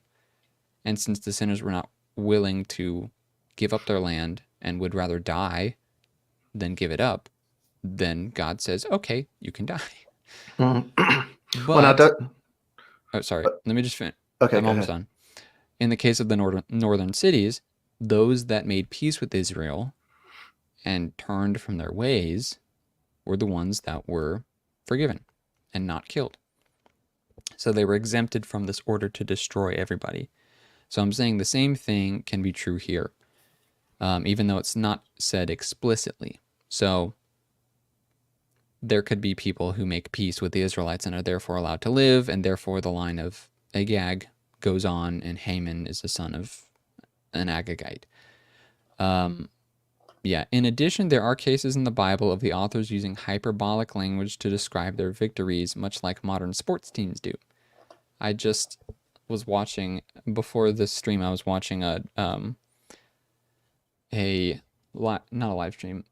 There's a long video of highlights, basketball highlights. And there was, who was it? LeBron James. He had like this really nice dunk. And the announcer said that he went in there without any regard for human life. Like just dunked. Like, wait, he didn't have any regard for human life. So are there dead people on the floor? No, right? It's hyperbole. Yeah, that sounds like a flagrant foul to me. Right. Yeah, right. The same kind of thing can be going on here and in other cases in the Bible where the Israelites say these people were totally destroyed, but then later on we see that they're not actually totally destroyed. It's just that their identity as a group was destroyed. And I'll give you another example. And I know I'm blabbing again, so you can say what you wanted to say in just a second, but let me Okay. get this thought. Let me get this thought out. Sure. The perpetrators of the Holocaust, the Nazis, were destroyed. But that doesn't mean that every German person was destroyed, or even every German person who claimed to be part of that party was destroyed, right? But the identity of Nazism was destroyed after World War II. So we can say the Nazis were totally destroyed, but we know that there are sympathizers that lived on, or people that repented and lived on, even though they identified with that at one point in time. So the same thing can be going on here, where the Agagites are destroyed as an identity, as a people group, but individuals can live on and propagate. That's Mhm. not a problem. Right. Go ahead. Well, I'm curious. Was this particular king a Nephilim? Good question. I don't know. Because the way I understand it, I I agree with what you're saying as far as kill every living creature, Mm-hmm. everything, just wipe them all out. I agree with you in the sense that it does seem to be hyperbole, because there's cases where um I get the impression that it's actually that they're to be they're to be driven from the land. They're not all Mm-hmm. necessarily supposed to be killed, Right. um, but um, but when it comes to um, the giant clans or Nephilim, Yeah. that they were to be executed on the spot. Um, yeah, I don't remember Agag being described as a Nephilim because the connection that I can think of is between the Nephilim and the Anakim, Mhm. but the Amalekites are different, I think. So maybe, I mean, but I don't know. it just changes the command that's being broken here. Because Right. if he wasn't, a descendant of the Anakim, uh, then he was to be driven from the land. And if he was, then he would have been um, Ah, devoted killed. to. Yeah, he would have been Okay. killed. I see what you're saying. Yeah, so that sounds like Michael Heiser-esque. So if anybody doesn't know, Yes, Michael it Heiser is, has a lot of good stuff to say about that. His book, The Unseen Realm, is great. Um, and he talks about, that's exactly yeah, where I got it from. okay, okay. So long story short, the angels in Genesis 6 come down and have relations with human women. And they create an abomination, which ends up being the giants, the Nephilim, which then comes down to the Anakim, and also Goliath and Og, king of Bashan, are related to that. Um, And and so, technically, it would have been the Watchers of what is it? right, yes, the Watchers. Genesis 6, I believe. Yes, you're correct. But the idea you're saying is whenever it's talking about devoting people to destruction, it's specifically talking about the descendants of the Nephilim, not Right, necessarily individual humans, which would which would on the other hand be driven out of the region. right, and that's the Okay. distinction that Michael Heiser makes is, Okay. um, yeah, That works too. some are to be wiped out, and some are to be um, pushed out of the land. And here's an interesting thing. That viewpoint from Michael Heiser, he's been pushing that for a long time, but it's only just now, in the past few years, I would say, really starting to become prominent. Um, I would say that that's an idea that's been kind of quote unquote lost to history, and then he rediscovered it because you probably don't see people in the, you know, 17, 18, 1900s espousing that idea much, Mhm. if at all. The point I'm making is you could say that there's a contradiction here, for example, but that could be a solution to it. But we only know about that solution now in recent years, right? And we wouldn't have known about that 100 years ago. So something that maybe seemed like a contradiction 100 years ago is solved by something that we've kind of rediscovered nowadays. Mhm. The point I'm making is just because something seems like a contradiction right now doesn't mean it's going to be a contradiction later on, especially if there's new discoveries. Right. because that has happened in history. People thought that Daniel was a forgery because he mentions, oh, what's his name? Belshazzar, I think that's the name, who was a king of Babylon. But the records are like not including Belshazzar. It just has Nabonidus being the last king of Mhm. Babylon. This is back in like the 1800s. Then in the 1850s, they found this cylinder called the Cylinder of Nabonidus. And on it, it says Nabonidus had a son named Belshazzar, who became king, well, interim king, while Nabonidus went and waged war for like 10 or 15 years. So he Right. reigned in his stead. And so it was an example of something that for a long time was thought to be just a wrong thing that Daniel put in there, but was actually shown to be true just a lot later on Right. because of an archaeological discovery. So things like that can happen. Just because something seems like a contradiction now doesn't mean there's no solution possible. All right, number 18. Was Ahaz buried with his fathers? By the way, I don't know how much time you have. We don't have to get to number 20 tonight. I'd like to try and shoot for 10 an episode, but if you need to go, you can go. That's fine. Okay. But if not, we'll keep on trucking. Okay. Um, when was Ahaz buried with his fathers? Second Kings says Ahaz rested with his fathers and was buried with them in the city of David, and his son Hezekiah reigned in his place. Pretty cut and dry. But Second Chronicles says, and Ahaz rested with his fathers and was buried in the city of Jerusalem, but he was not placed in the tombs of the kings of Israel, and his son Hezekiah reigned in his place. So, what do you think? Yeah, I'm curious. Where are his fathers buried? I don't know. Because that seems Well, to be the question, right? it says it was buried with them in the city of David. Right. But not with the kings of Israel. Right. Actually, I think I'm getting it now. What did I write? Ahaz was buried in the city of Jerusalem, in the city of David, just not with the kings. He was buried with his fathers instead. That's what I wrote. Right. Yeah, could be. But also, isn't the city of David a specific part of Jerusalem? Like the city of David, I thought was where the kings specifically were. I don't remember. Does it? Maybe it's not specifically where the kings were um, buried, but it's a specific part of Israel or Jerusalem because you can go there today and see the ruins of the city of David as Hmm. opposed to the city of Jerusalem. So it's talking about two different things there, right? Hmm. The city Well, of David even is not necessarily the city of Jerusalem. well, even if it was like how we think of it, the local cemetery. Um, if he was buried in that same, uh, I guess, in that same general area, that doesn't necessarily mean that he was with the kings. Right. It specifically says with his father. So, you know, it seems to be like a kind of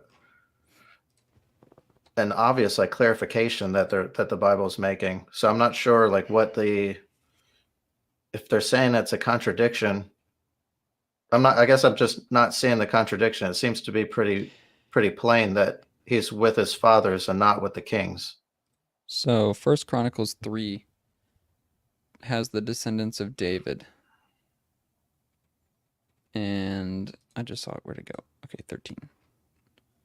So you have David, then you've got Solomon later on, then you have a whole line of people, and Ahaz is included in that, and Hezekiah as well. So they're in the line of David and the line of Solomon. So they are in the line of kings, Mm-hmm. right? Mm-hmm. And it says he was rested with his fathers. So in Second Kings, I'm guessing the critic is saying, well, rested with his fathers means he was buried with the kings. All right. So if his fathers are Fathers kings, are the then kings. hmm, But it specifically says in Second Chronicles while he was buried with his fathers, he wasn't placed in the tombs of the kings of Israel. So it could be, here's a thought, the city of Jerusalem is bigger than the city of David. The city of David is included in the city of Jerusalem, if I'm getting my geography correct. He was buried within the city of David, which is where the kings are buried. But he wasn't placed specifically in the tombs there, just nearby. Right. So in the sense of 2 Kings, you can say he was buried with the kings in the city of David because they're all there in the city of David, but he wasn't buried specifically in their tombs. So while he was buried near them in the city of David and with them in the city of Jerusalem, he wasn't next to them. Does that make sense? Yeah, yeah, It's using with in a different sense, I think. right. And I think the text makes it clear where it says, "But he was not placed in the tombs." Mm-hmm. So he was there, just not in that particular tomb. Yeah, it's fine. Yeah, Yeah, it seems perfectly reasonable. He's there. yeah, He's just not in a specific location there. right. Cool. Yeah, I mean, like just like Jesus was placed in Joseph's tomb. Yeah, Mm-hmm. he was he was buried there with the other people that were buried there, but he was specifically in that tomb. Right. Um, so it just seems to be like you read the one verse and you're like, huh, what does this mean? And then you read the next one, you're like, oh, okay, Yeah, it gives you thanks. clarification. Exactly. Yeah, it's kind of similar to the telescoping, though that's not the right word to be used here, where on the one hand you have more detail, on the other hand it's just summarized for the sake of whatever passage you're reading. Hmm. That could be just what it's saying as well. Right. For the sake of time, I'm going to move on to the next one. Sure. The last two are related, talking about Ahaziah. And I don't know if you know of the channel Holy Kool-Aid, but if he's an atheist, and great channel name, by the way. Uh, a couple years back, he did a video on Bible contradictions, and one of the biggest ones from that video that's been used before and since then was about Ahaziah and when he began to reign, because it seems like there's a direct, unavoidable contradiction where it talks about the different ages of Ahaziah when he began to reign, and that's number 20, but related to that is number 19, so we'll get there. But they kind of both have the same answer, and it's an interesting one. So I don't know if you found anything on it, but again, I think just for the sake of time, since we're coming up to 9 o'clock already, I'm just going to share what I found as a satisfying answer. Okay. But first, I'll read them. 2 Kings 8 says, "In the 12th year of the reign of Joram, son of Ahab over Israel, Ahaziah, son of Jehoram, became king of Judah." So it was the 12th year of Joram. And then in 2 Kings 9, it says, "In the 11th year of Joram, son of Ahab, Ahaziah had become king over Judah." Side note, do we really think that 2 Kings 8 and 2 Kings 9, written by the same person, would be so blatantly contradictory? No, I don't think so. Some people have said that maybe it's a copyist error, but I think that there's a better answer, which is there are two separate ways of what's the word? Two separate ways of counting how the kings are numbered in Israel and Judah.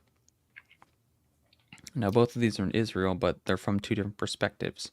Right. So, yeah. So you have this thing called accession and then non-accession counting or numbering, if you want. Accession years, when you're talking about the year that a king came into power, it wasn't like he always came into power on January 1st, and that's how it always happened, right? It happened a lot of the times, probably most of the time, some part of the way through the year. If it is part of the way through the year, on the one hand, you have a rankings or a numbering system that counts that as year 1. On the other hand, you have a system that counts that as year 0 and doesn't actually count year 1 until the next year. So, oh, L is saying hi. Hi, L. Hey. Yeah, so let me make sure I get the terms right. So the accession year was the one that said there's a year of, maybe I'm saying the word wrong, but a year of essentially access to the throne. So he's ascending to the throne, he has access to the throne, the accession year, year 0. Then we start counting at year 1. On the other hand, you have one that said this is the non-accession year numbering, where you just start straight out as year 1. So if I start ruling Israel in October of this year, it's still going to be counted as year 1 on that ranking system. I keep saying ranking system, on that numbering system. And so over time, if you have one that's using the accession year and one that's using the non-accession year, you're going to have a discrepancy in years over time. And there will be more contradictions we address in the future that talk about that. But this one, what I wrote here was, both of these are accurate since they come from 2 different ways of marking the start of the reign of kings. In the north of Israel, but also in the south, if a king began to reign partway through a year, that whole year was counted as being part of his reign, hence the extra year in 2 Kings 8. So this would be the this would be the non-accession year. However, the next year was the first full year of reigning according to the counting method of southern Israel. So both of them accurately describe when he began to reign. They just use the same wording to refer to 2 different times. Right. So he began to reign halfway through the year or something like that. One says, hey, that's year 1. One says, hey, that's year 0. One rounds up, one rounds down, essentially. Yeah. And there is a article that I want to share with everybody. I'm not going to read it because it's long, but it is very good, on the mysterious numbers of the Hebrew kings. So if anybody knows about, where did my stream go? There we go. Julian, can I make a quick point? Oh yeah. Go ahead. So what I found was that he had started his reign 6 months following Nisan 1 of 841 BC, and he reigned for a year. So if he started his reign 6 months into the year, and he reigned for 1 year, it seems to be that it depends on, like you said, when do you count that first year? Is it at the when it changes over to a new year, or are you counting the 6 months of the previous year? Good point. Yeah, that goes with what I was saying. So it's you're counting like 2 partial years, because it's kind of straddling that new year. So it's like, well, how do you count it? Is that, is it, either way you count it, it's basically saying it comes out to be a year, but it depends on, like you said, when do you count, like where is 0, Right. If it's 6 months into the year, Yeah. I'm agreeing with you. Sorry, I was just reading something over here. Sure. The link that I have for this question down in the description box gets you to the Internet Archive. And there's a book on there called The Mysterious Numbers of the Hebrew Kings. And this is where this theory comes from, of there being the accession year and the non-accession year rankings, by Edwin Thiel. And on the Internet Archive, you can rent the book for an hour, or borrow the book for an hour, and there's a words search function in there, so you can just search Ahaziah and find stuff on it if you really want to look at it. But this is the theory that this comes from. And there's actually another article. I thought that was going to be a different article. There is another article about this kind of stuff. Maybe it's with the next one that I'll find. So, how old was Ahaziah when he began to reign? So, first we were like, okay, when did he begin to reign? But now, how old was he when he began to reign? Ahaziah was 22 years old when he became king, and he reigned in Jerusalem 1 year. his mother's name was Athaliah, the granddaughter of Omri, king of Israel. Or Ahaziah was 22. Oh, wait. It says 22. Wonder why that is. I think I also just realized that there's now 2 bugs flying around my head. Great. They're So, multiplying. yes, I wanted to bring this up. So, this says 22 in both spots. I got this from the Berean Standard Bible, which is a modern translation of the Bible. It's the default one, I think, for Bible Hub.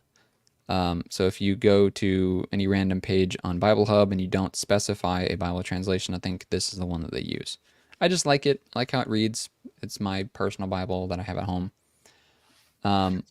It says 22 years in both cases. But if you look in the King James Version, and I think Second Chronicles is the one that changes it, where it says Ahaziah was 42 when he became king.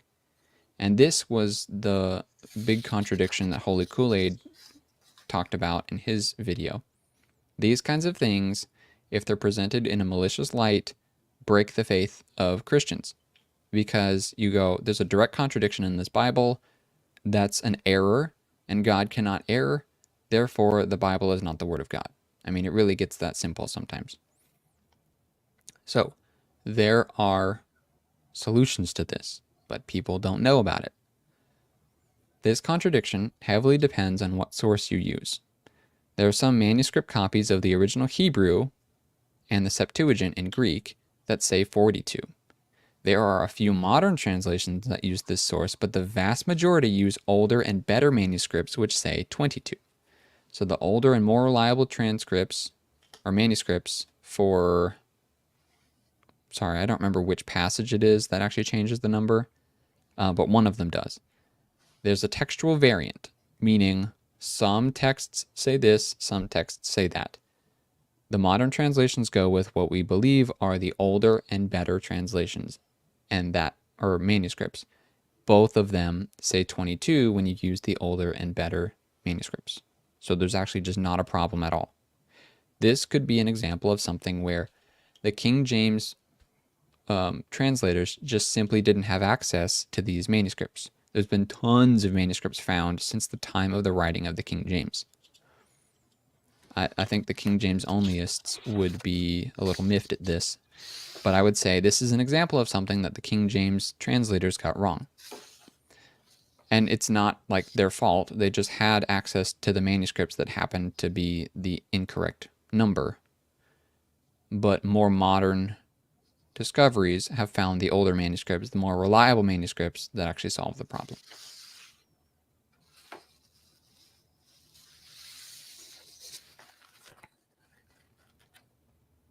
What do you think? I found a couple theories, but it's referencing 2 Kings 8:26, 2 Chronicles 22:2.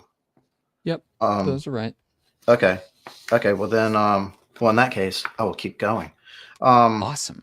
I was like, do I have the right thing? Did I look up the right thing? Yep, you're good. So one of them, it says 2 Kings 8:26 records when Ahaziah began co-ruling with his father, while 2 Chronicles records when he began ruling on his own once his father died. Yes, that is another option. That was actually the first thing that I came across, and I guess I forgot to put it in my little Word document. But yeah, that's another option. So go ahead. Another one, it says the 42-year age is that of his mother. This theory is based on a peculiar wording of the Hebrew in 2 Chronicles, which literally says that the king was, in quotes, a son of 42 years. Oh, okay. A son of someone who is 42 years old, something like that. Right. Huh. And there's a few more. I don't have to go through all of them, but it definitely seems to be more to the story, I guess, than what's at face value with the two numbers being different. Yeah, there's a couple of different options. So can you say the first one that you brought up again? It was Second Kings chapter 8 verse 26 records Oh, when sorry. Oh, okay. Okay, go ahead. it records when Ahaziah began co-ruling with his father, while Second Chronicles 22:2 records when he began ruling on his own once his father had died. Okay. So one of them is when he's like, what's the word? One was when Co-ruling, he yes, but right.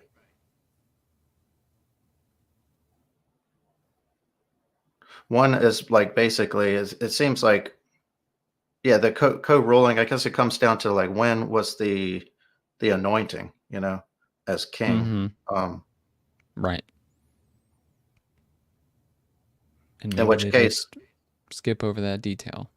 Yeah, right. that could be. Like you were appointed to the throne versus now it's the real deal. Mm-hmm.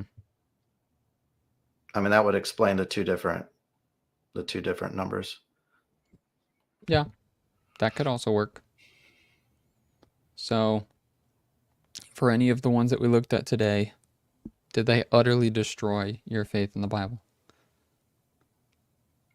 Yeah, I would just say like as far like as an encouragement, I would say, if you come across something that you're just kind of scratching your head about, just um, take a few minutes and do a little bit of research. We've got some powerful tools at our disposal. A quick Google search would answer a lot of these. Yes. And Logos software is free. They have a slimmed down version, which honestly is packed full of resources. Yeah. Um, and it's Logos Bible software. I think I keep throwing out logos like people know what I'm talking about, but Also related to Michael Heiser. right. Yeah, good stuff. I have a friend of mine who I turned on to that, and he is like a Logos Bible nerd, Logos software nerd now. Hmm. It's like all he uses, but it's good. It is good. Yeah, it's good stuff. You can look It's up really good. lots of things. Hmm. And that's where you got the word study stuff, right? Right. Yeah, And I took biblical Hebrew for my languages in college. So um, that helps. sadly, I forgot more than than I can remember. Well, you remembered what your shirt said at least. Right. I figured it was appropriate since we're you know chest deep into the Old Testament. You know, um, one of the only things I ever remember from youth group, and I swear that this relates, your shirt reminded me of it because it says Jerusalem, but there's no J sound in Hebrew, right? So it's like Jerusalem or something like that. Mm-hmm. Right. I remember the youth pastor when I went to youth group in like middle school said, "Yeah, there's no J sound in Hebrew, and it's all Y's and whatnot. So Jerusalem is Jerusalem, and Jacob is Jacob, and Joseph is Yosef, and stuff like that." And he goes through a couple more names, but the one that always stuck out to me was Jeremiah. I don't know if this is actually the case, but he goes, "Yeah, his name was actually Yeremiyahu," and everybody just cracked up at that. I just remember that. That's like the one thing I remember from youth group in middle school. Maybe not the most important thing, Mm-hmm. but yeah, That's a good one. Yeremiyahu. You've got a better memory than I do. That's a long one. Yeah, I can remember Yeshua, uh, which is I guess in Hebrew is Joshua. don't talk to the black Hebrew Israelites about that one. They'll say that you're worshiping a false god. You know anything? Do you know anything about them? A little bit, not too much. Well, um, if anybody wants to still go to the Seek and Share Truth conference, Vocab Malone is going to be talking about the Black Hebrew Israelites there, and they say all kinds of wacky stuff. Like it's actually what is it? Yahusha? Oh yeah, yeah. I can't think of what it is that they how they say Or it. like Yahshua? Yeah, Yahushua, Yahushua? Yahushua, or something crazy like that. There's a short from Michael Jones where this lady was spouting that kind of stuff, and she takes the image of Jesus described in Revelation, where it's like, he's got like bronze skin and white eyes or whatever, and the argument is from the Black Hebrew Israelite perspective is that this is describing a black man. So Jesus is black, he's not white or whatever. Whatever. She goes and points to like the traditional picture, the Western European picture of Jesus, and she's like, "This is not Jesus." And then she points to the other one. She's like, "This is Yahusha Hamashiach." And Right. Michael Jones goes, "Bless you." Yahusha Hamashiach apparently means Jesus the Messiah. Well, Hamashiach does mean Messiah, but Yahusha? I don't know about Speaking that. of speaking of that group, Vocab Malone's going to be doing a presentation on them at the Seek and Share Truth conference. That's what I just said. Oh, did you just say that? Yes. Oh, my bad. Well, that's live. Uh, Yeah, well, so there. repeat it in case they didn't hear it the first time. Yeah, there you go. I'll just Um, copy what I'll repeat what you say. it's this weekend. I can't believe it's this weekend already, but it's this weekend in Lodi, Ohio, Mm, and we will both be there. So, that's right. yeah. David always says if some jihadis want to come after him, now's the time because they know where he'll be. But he'll also have like 100 Christians around him, so maybe don't. Right. Yeah. Well, on that chipper note, it'd be a good time to stop. It's getting late anyway. But thank you for joining me again, Ernest, Sure. for this Sure. wonderful takedown of contradictions. Sure. Thanks And for having me. I hope to do a lot more with you and get some more people on as well. That'll be fun. Sounds good. Thank you very Until, much. until next time, I will see you and see everybody else later.